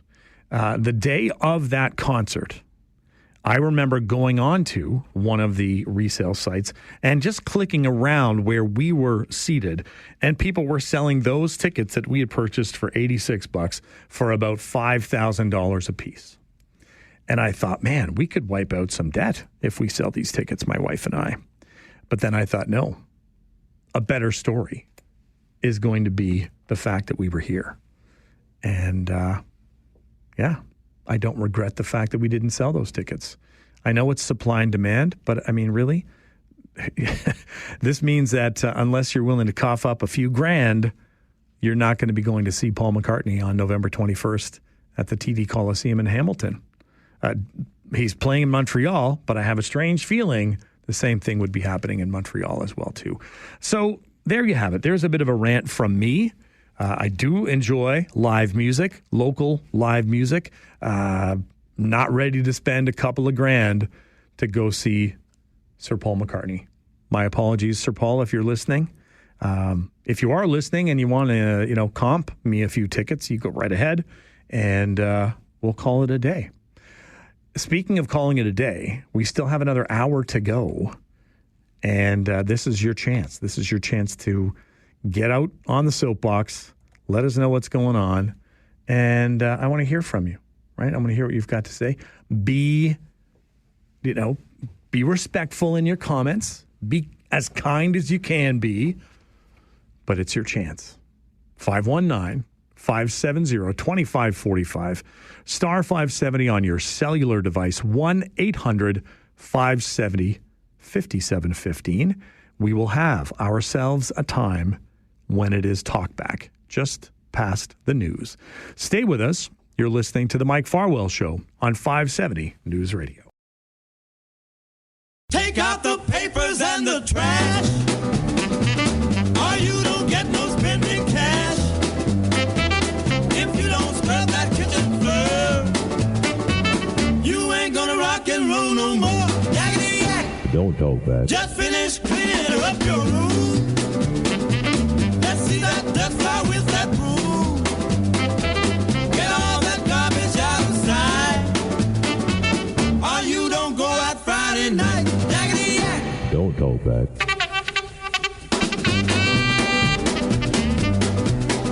I know. You've been waiting all day for your chance to rant, rave, smile, frown. It's Talkback. It's the next hour. It's all about you. We got 3 people lined up already. We still got a few more spots. So give us a call. Let us know what's going on, and we'll get you on the air. Grant, what's on your mind today? Wow, that's a high price. Unreal, isn't it? Well, I thought his management. Well, I don't know. I don't think it's got anything to do with Paul McCartney. The tickets were the original tickets. Well, I'll put it to you this way: the tickets were originally listed at $57, the cheapest you could get. If you were able to jump on there right away, $57 would get you a seat. The problem is all these bots, all of these the pre-sale code goes out, and computers do their things. They snap everything up. Now you can't buy anything off of the Ticketmaster website. It's all sold out, but you sure as heck can buy the tickets over on StubHub, for example. And but again, they're sitting at $1,000. Paul McCartney doesn't get that money. That's not going to go to them. That's going to, if you had bought the ticket, Grant, at $57 and you decided that you were going to sell it, that money would go to you. A little bit would go to StubHub for the handling fee. But that's where we're at. People it's just it's unreal. But I hear you. It is it's extremely expensive, and it puts it out of reach for most people, right? Puts it out of reach for most people. Kyle, what's on your mind today? I'm a gearhead, and I heard about this anonymous driving, and I've driven anything from an 18-speed. When I raced cars, it was a 4-speed manual. My current Golf GTI is a 6-speed manual. I love driving. Yeah. I drive for work. I do delivery service. I have my own company. I love it, right? So we live in Canada. What are the 2 seasons we have in Canada? We got winter and construction season. How is that anonymous vehicle? If let's say I have 6 or 7 of them on the road, they're doing deliveries for me, perfect, whatever, right? Mm-hmm. If one gets stuck in the snow, or how's it going to handle in the snow compared to, let's say, my driving? I could probably put that thing sideways, no problem, like I did in racing, and correct it like no tomorrow. Right. Is that anonymous thing going to do the same thing? Is it going to be stuck on the side of the road, or is it going to be stuck in the middle of the road because it can't find where the lanes are? Mm-hmm. There's so many questions. Sure, in Arizona, in Texas, where these places are, they're beautiful places that they don't get the snow, they just get hot weather. Here, look at last winter in Listowel where I live. We got nailed with snow. We're so high that you couldn't even see the stop sign. So am I going to be responsible when that anonymous vehicle runs the stop sign because it can't see it because it's over a snowbank? That's your next $1 million right there, Kyle. And then we can use it to buy Paul McCartney tickets. Oh my gosh, I loved it. Thanks, Kyle. Yeah, that's I hear you. That's the thing. There has been a number of different attempts, right, at autonomous vehicles, and there will come a day, maybe we have autonomous vehicles that go out first thing in the morning, melt all the snow, clear off the roads for us, and make it open to those other vehicles. Dave, you're a patient man. Thanks for waiting. What's on your mind today, Dave? Hey, good afternoon, and I have 2 quick positive comments to try and make up for my negative comments. No worries, Dave. Go for it. First one is on swimming, and I'm just going to give a shout-out to the CBC. All right. As this coming weekend, they're televising the World's Aquatic competition. Right. So I'm going to watch that. Okay. And I learned how to swim decades ago. But you never forgot, though, did you, Dave? Never forgot. All right. What else have you got for us today? The second thing is on this talk about vehicles and everything. Yep. Okay. Couple points. First of all, I, like a few others, learned how to drive on a Standard. Mm-hmm. And for years, I drove a Standard. Right. And then suddenly I could not buy a Standard. No. So, but with the auto vehicles, I love the added features of heated seats, heated steering wheel, keyless entry, which they got to improve the security of. Right. And all that stuff. But the last issue is I'm really hoping that the region's going to get its act together and really make a tremendous effort in improving the public transit, because I plan on giving up my car. I hear you. Yeah. So that's what I hope. And I thank you again for being on the show. No problem. Great day. All right. Thanks, Dave. I appreciate the phone call.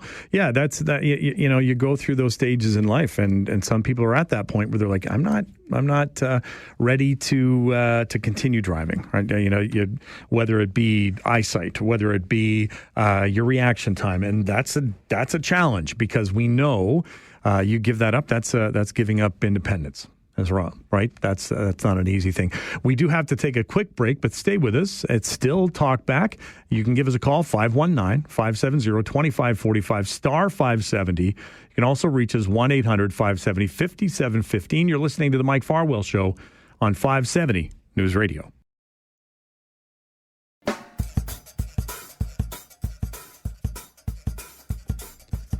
Brock Greenhalgh filling in for Mike Farwell.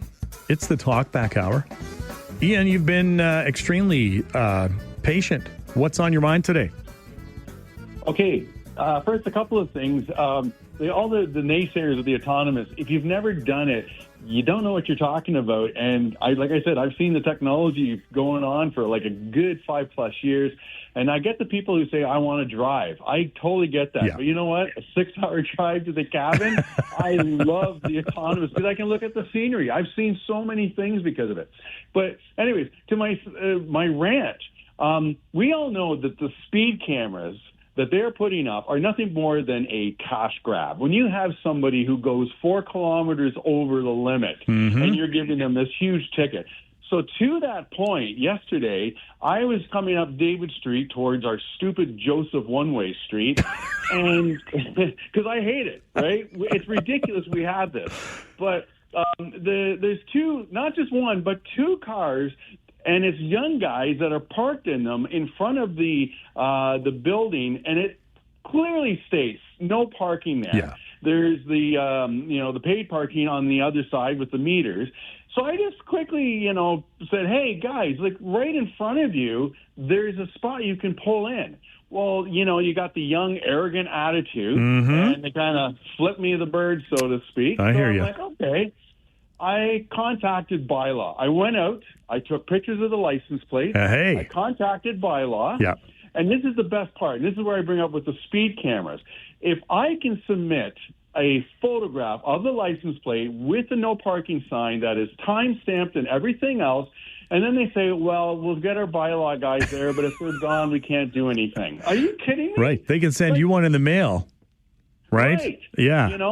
And I see this so many times with, handicap parking. Yeah. And even myself being an electric vehicle, when I see somebody in a Charger, how difficult is it to show that, this is a gas vehicle, an electric vehicle Charger. Here's your ticket. Here's the photograph. So you get what I'm saying. Like the speed cameras, if you can do that, why can we not as citizens not do the same for these numbnuts with the illegal parking?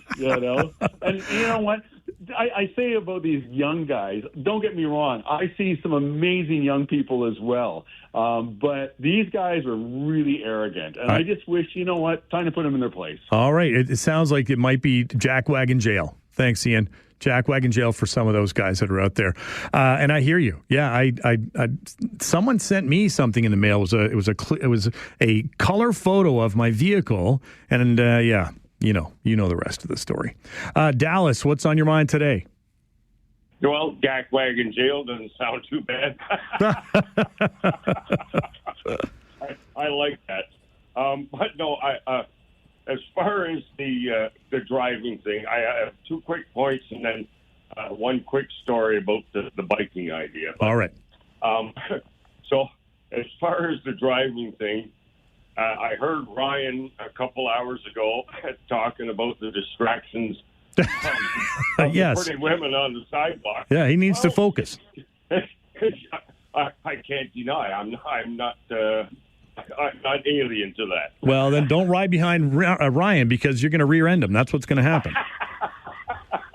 Or vice versa. Yeah. Anyway, as far as the ticket thing goes, that's just thievery. Yeah, it is. It's simple as that. Yeah. You know, you got some guy sitting there at a computer waiting until that very minute, and he presses enter, and boom. Yeah. And then, we'll sell you tickets for some unsurmountable price. And I appreciate that point too, Dallas, that people will pay it. I mean, if you're like, it is on my bucket list, and I really want to see Paul McCartney. I can part with $1,000. I can't personally, yes. but and then they say that I just had that was the going rate. I get it, but it seems ridiculous to me. And honestly, that's the problem. That people are just too foolish to pay it. Well, I hear you. Anyway, so as far as the bike thing, when you were talking about it first thing this morning, yes, I got a quick little story. I used to ride my bike from Sheldon to where I live right now on Hilltop every day. Yeah. I work. Never left the sidewalk. No. But there was no moss growing under my wheels. I used to hustle. I hear you. And the one day, out of nowhere, in front of the No Frills by Saginaw, this cop pulls in right in front of me. Yeah. And he gets out and he's like, well, I'm coming home on an afternoon. Mm-hmm. And he gets out and says, well, you're not supposed to be riding on the sidewalk. I pointed out Franklin Boulevard where cars were wall to wall. And I said to him, if you were me, would you ride your bike out there? Exactly. And he looked at me, and he looked over there, and he looked back at me and says, well, just don't hit anybody. I'm like, well, I haven't hit anybody yet. That's right. I'm not going to start now. No. Well, I appreciate the call, Dallas. And yeah, if you did hit somebody with your bike, you wouldn't do much damage. I've actually had a police officer say to me, just stay on the sidewalk. I'm like, I know it's not where I'm supposed to be, but just stay on the sidewalk and keeps you safe, right? Keeps you safe at least. Look, we do have to take another quick break, but we've got lots of calls to get through. Stay with us. We'll get to all of you. You're listening to the Mike Farwell Show on 570 News Radio.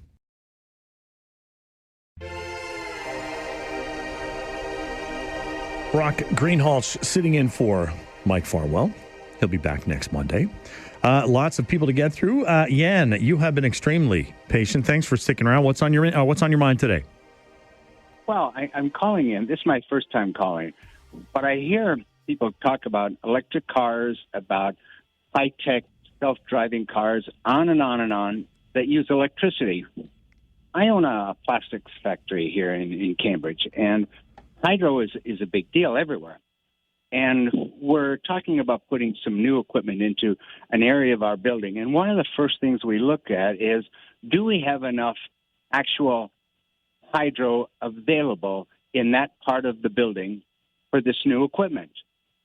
And yes, then we install it. No, then we have to look at infrastructure. Right. And I'm calling about this. We keep talking about electric vehicles, which is wonderful. Except, where's the hydro going to come from? Where is the talk about new infrastructure, new money committed to new wiring, new this, new that? There are parts of Toronto right now, that have, brownouts because they don't have enough hydro. Where is the electricity supposed to come from to power all these vehicles?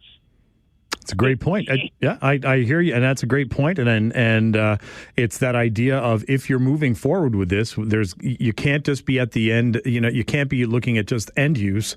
You've got to go all the way back down the supply chain to make sure that you're on the right track. Right, and nobody is talking about this.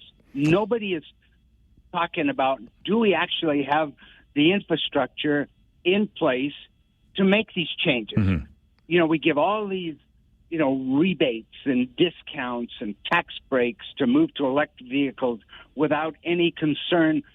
Forget the pollution, because I'm not going to get into that, about creating the batteries. But the scoop is, even if we had all the batteries and we were in a perfect world as far as pollution is concerned, where does the hydro come from? Right. Right. Great point. I appreciate you sticking around for us, too, and for bringing up that point as well. Something to think about, right? These are all, and again, I don't have all the answers, but I'm going to keep looking them up. Paul, patient man, what's on your mind today? Oh, boy, this is going to be a tight one. Hey, listen, as far as powering the plant for the electricity, he can put in a small nuclear modular reactor as sold by Brookfield Assets Management.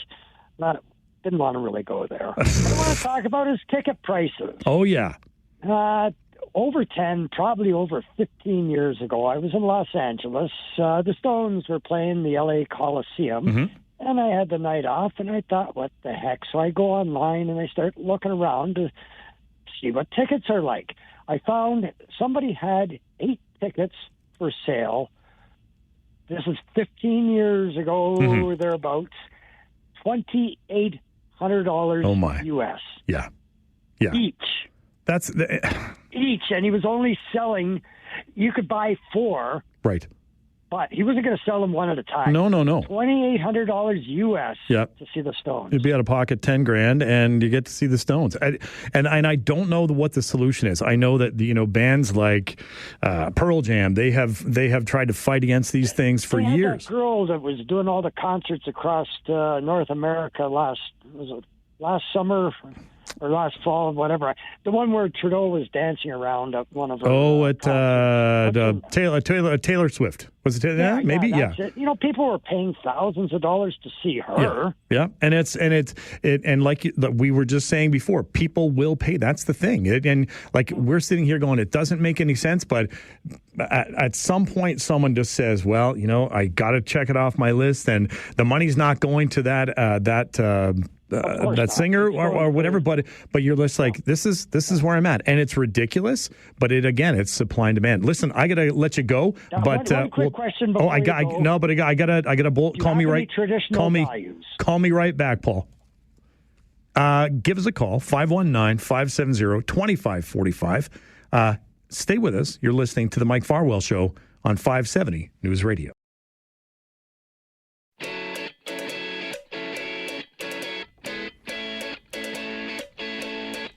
Brock Greenhalgh filling in for the vacationing Mike Farwell. Got some more people we want to yak with right now. Mark, very patient individual. What's on your mind today, Mark? Hi, Mike, or Brock. Just don't call me late for dinner. Okay. So much for seeing McCartney in Hamilton.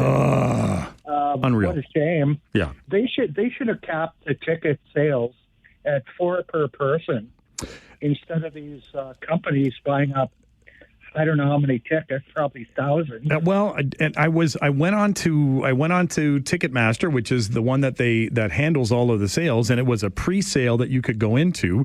If you go into the pre-sale, I was in half an hour ago. All of those tickets, they're all gone. So it's like, I don't know. I don't know what the answer is, man, because it's, and I get it. There's 5,000, 6,000, 8,000 seats there, whatever, and people want to see the show, but it's just like, come on, man. That is, and there's, the people on the other end are going, well, it's, I bought it for $87 and I'm going to turn around and sell it for $2,000 without, they earned it. They earned that money, Mark. Yeah, not fair, Brock. No. And I thought scalping was illegal.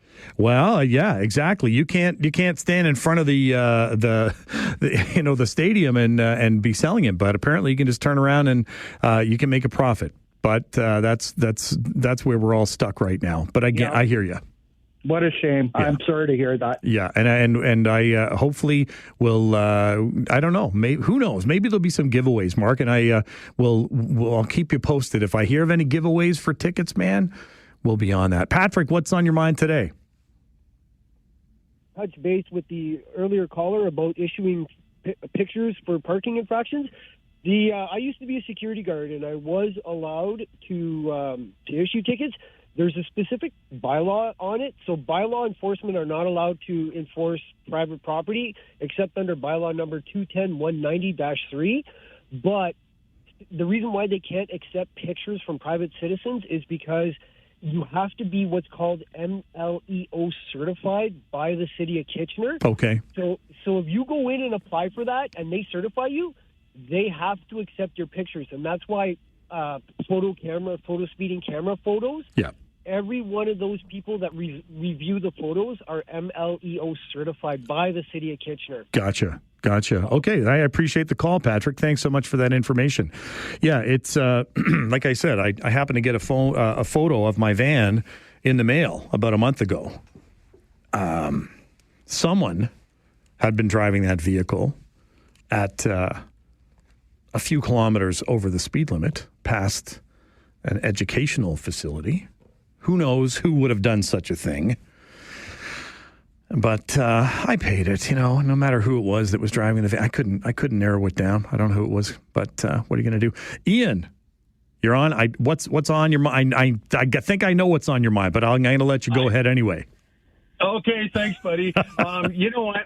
I've been driving electric vehicles for 10 years. I actually help run the Waterloo Region Electric Vehicle Association. We're like the biggest national drive electric week in Canada for 10 years running. I just want to bring up some quick points because I hear these myths all the time about the grid, about the battery. So first off, if you look at Norway, and size is irrelevant, Norway is now 95% electric vehicles. And you're talking about a cold climate, and, they make it work. As for here, well, when it comes to the battery aspect, which of 10 companies would you let me to tell you about that completely recycle the batteries? These things aren't going away, and they're constantly being used. To that point about the grid, the car is actually a battery plant right by your home that eventually will be part of the grid. So if the grid's having issues, we have a thing called vehicle-to-grid technology, and it's just it's not implemented the best of ways as now. The other last thing about the electricity part of it, we give so much electricity away at nighttime to the Americans. We'll see how long that lasts. But but to that point, look outside today. We have this giant nuclear plant in the sky that shines every day, even with cloud and everything else. And I've been part of solar technology for over 20 years as well. My home is completely off-grid. The cabin up north is off-grid. And I've seen solar technology that was 200 watts for $900 now be 600 watts bifacial for less than $400. We need to get off our duff, stop talking about more nuclear plants, more oil and everything else, and start looking at the renewables. It's the cheapest form of energy we got. So to the point about the myth, all I can tell anyone is please start doing some better research because you're buying into the oil agenda. All right. And you brought up a great point there, Ian. Thanks so much. And I know I'm going to go back to something, and it was a story that someone had told me, and I passed the information along. I don't know if it's still true right now, but friends of ours who had purchased an electric vehicle, I mentioned that to someone that I worked with, and the person I worked with said, there is a way for you to cover the cost of installing one of the upgraded power sources in your garage. And there are grants available, and our friends took advantage of that. So there are, and I hear you. You want to take the oil and gas folks, you want to take the electric folks, you want to sit them down, and will they change each other's minds? That I don't know, but at least they can. Maybe you can hear each other, listen to what each other's. And at the end of the day, if you're happy driving your electric vehicle, or you're happy driving your gas guzzler, or you got yourself a hybrid, or you're going to ride your bike like me, or you use your own 2 feet, you're getting to where you need to be, right? Andre, I have a strange feeling. I've got an idea what you're going to talk about. I'm not going to plant that in your brain, though. Andre, what's on your mind today? Well, my daughter and her friend is saying hi, Brock. Hi. They've been listening to you. Very cool. Yeah, you tell them, behave, okay? Yes, behave. Yeah, behave, Brock. Yeah. I love them. So I wanted to talk about where the bike lanes are. Yes. And I don't know. I just don't see, I know I'm 95% blind, but I don't see them going there. A lot of time I'm with my dog or the kids, and I tell them, it's very important to tell me when bikes are coming on the sidewalk. And it's so dangerous. It's been such a big issue. I know the people on bike, they do it because they're afraid, because the cars. It's just a domino effect. Yeah. So make a joke on that because losing all these senses that I lost. I'm trying to gain common sense and sense of humor. There you go. You're gonna replace them with the other ones. Listen, and I don't want to cut you short, Andre, but I do have to take a break. Okay, if you want to call me back, let's do that. Okay. I want to be fast, so I was wondering if they can add some kind of a skidoo in the bike lanes in the wintertime. Oh, skidoo in the bike lanes. I like that idea. Listen, I didn't mean to cut you down, but I've got to take one last break here. Give us a call. You got a couple of cracks at it. 519-570-2545, star 570, or 1-800-570-5715. Stay with us. You're listening to the Mike Farwell Show on 570 News Radio.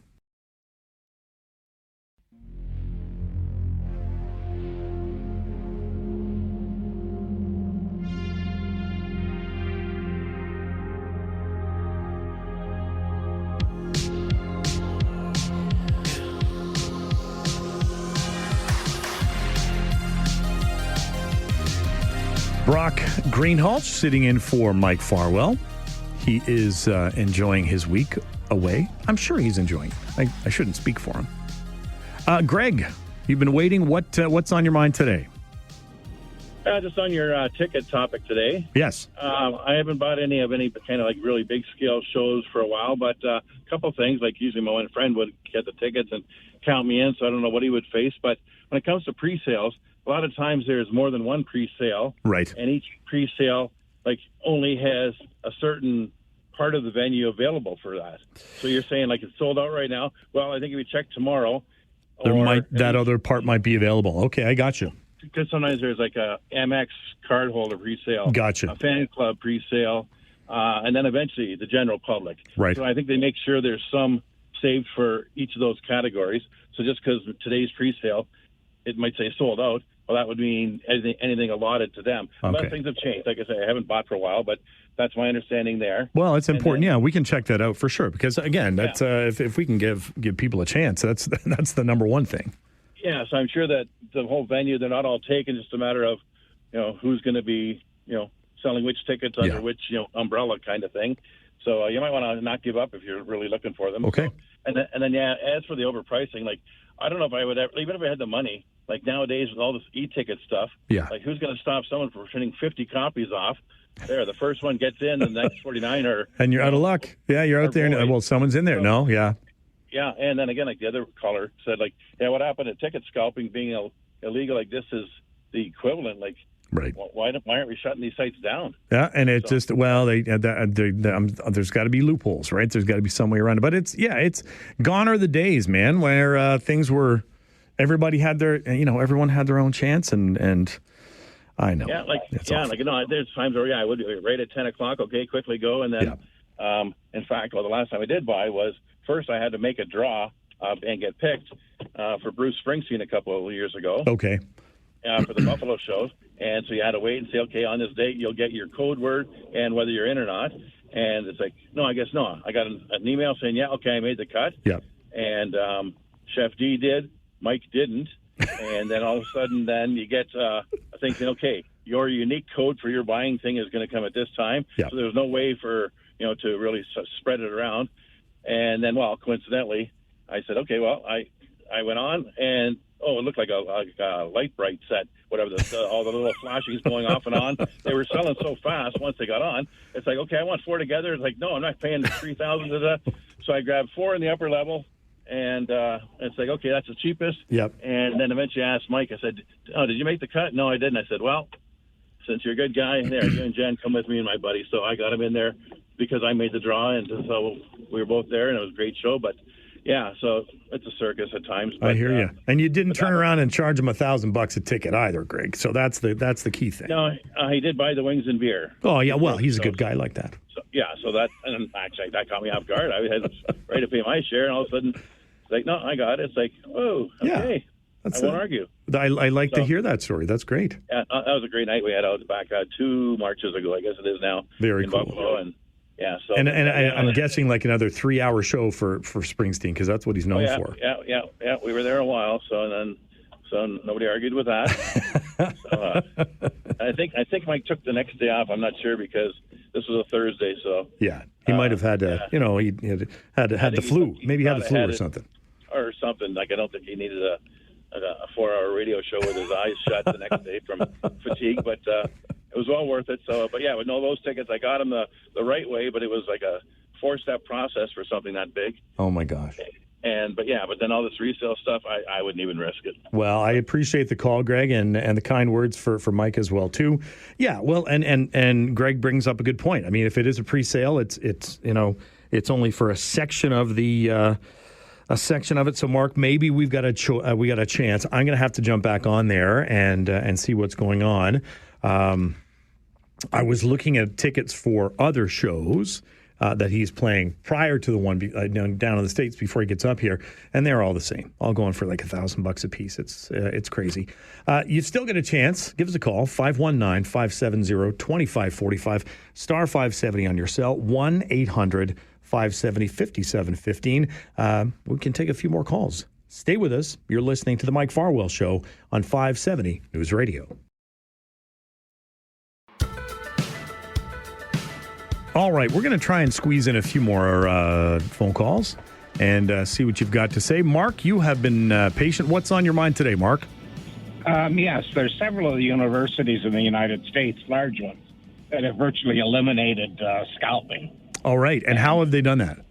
And what they've done is you have to get into the stadium with the ticket on your telephone. Okay, there you go. Be emailed to you. Yeah. And they don't allow you to email it to somebody else. Okay. And they limit the number of tickets they sell. All right, I like the sound of that, and it's interesting. Go ahead. It's virtually going to pull Ticketmaster out of business. Well, and I that wouldn't be the worst thing in the world, Mark. Yeah. I appreciate the phone call. This is what comes up on the on Ticketmaster website. It says, and again, we're talking about Paul McCartney playing in Hamilton in November.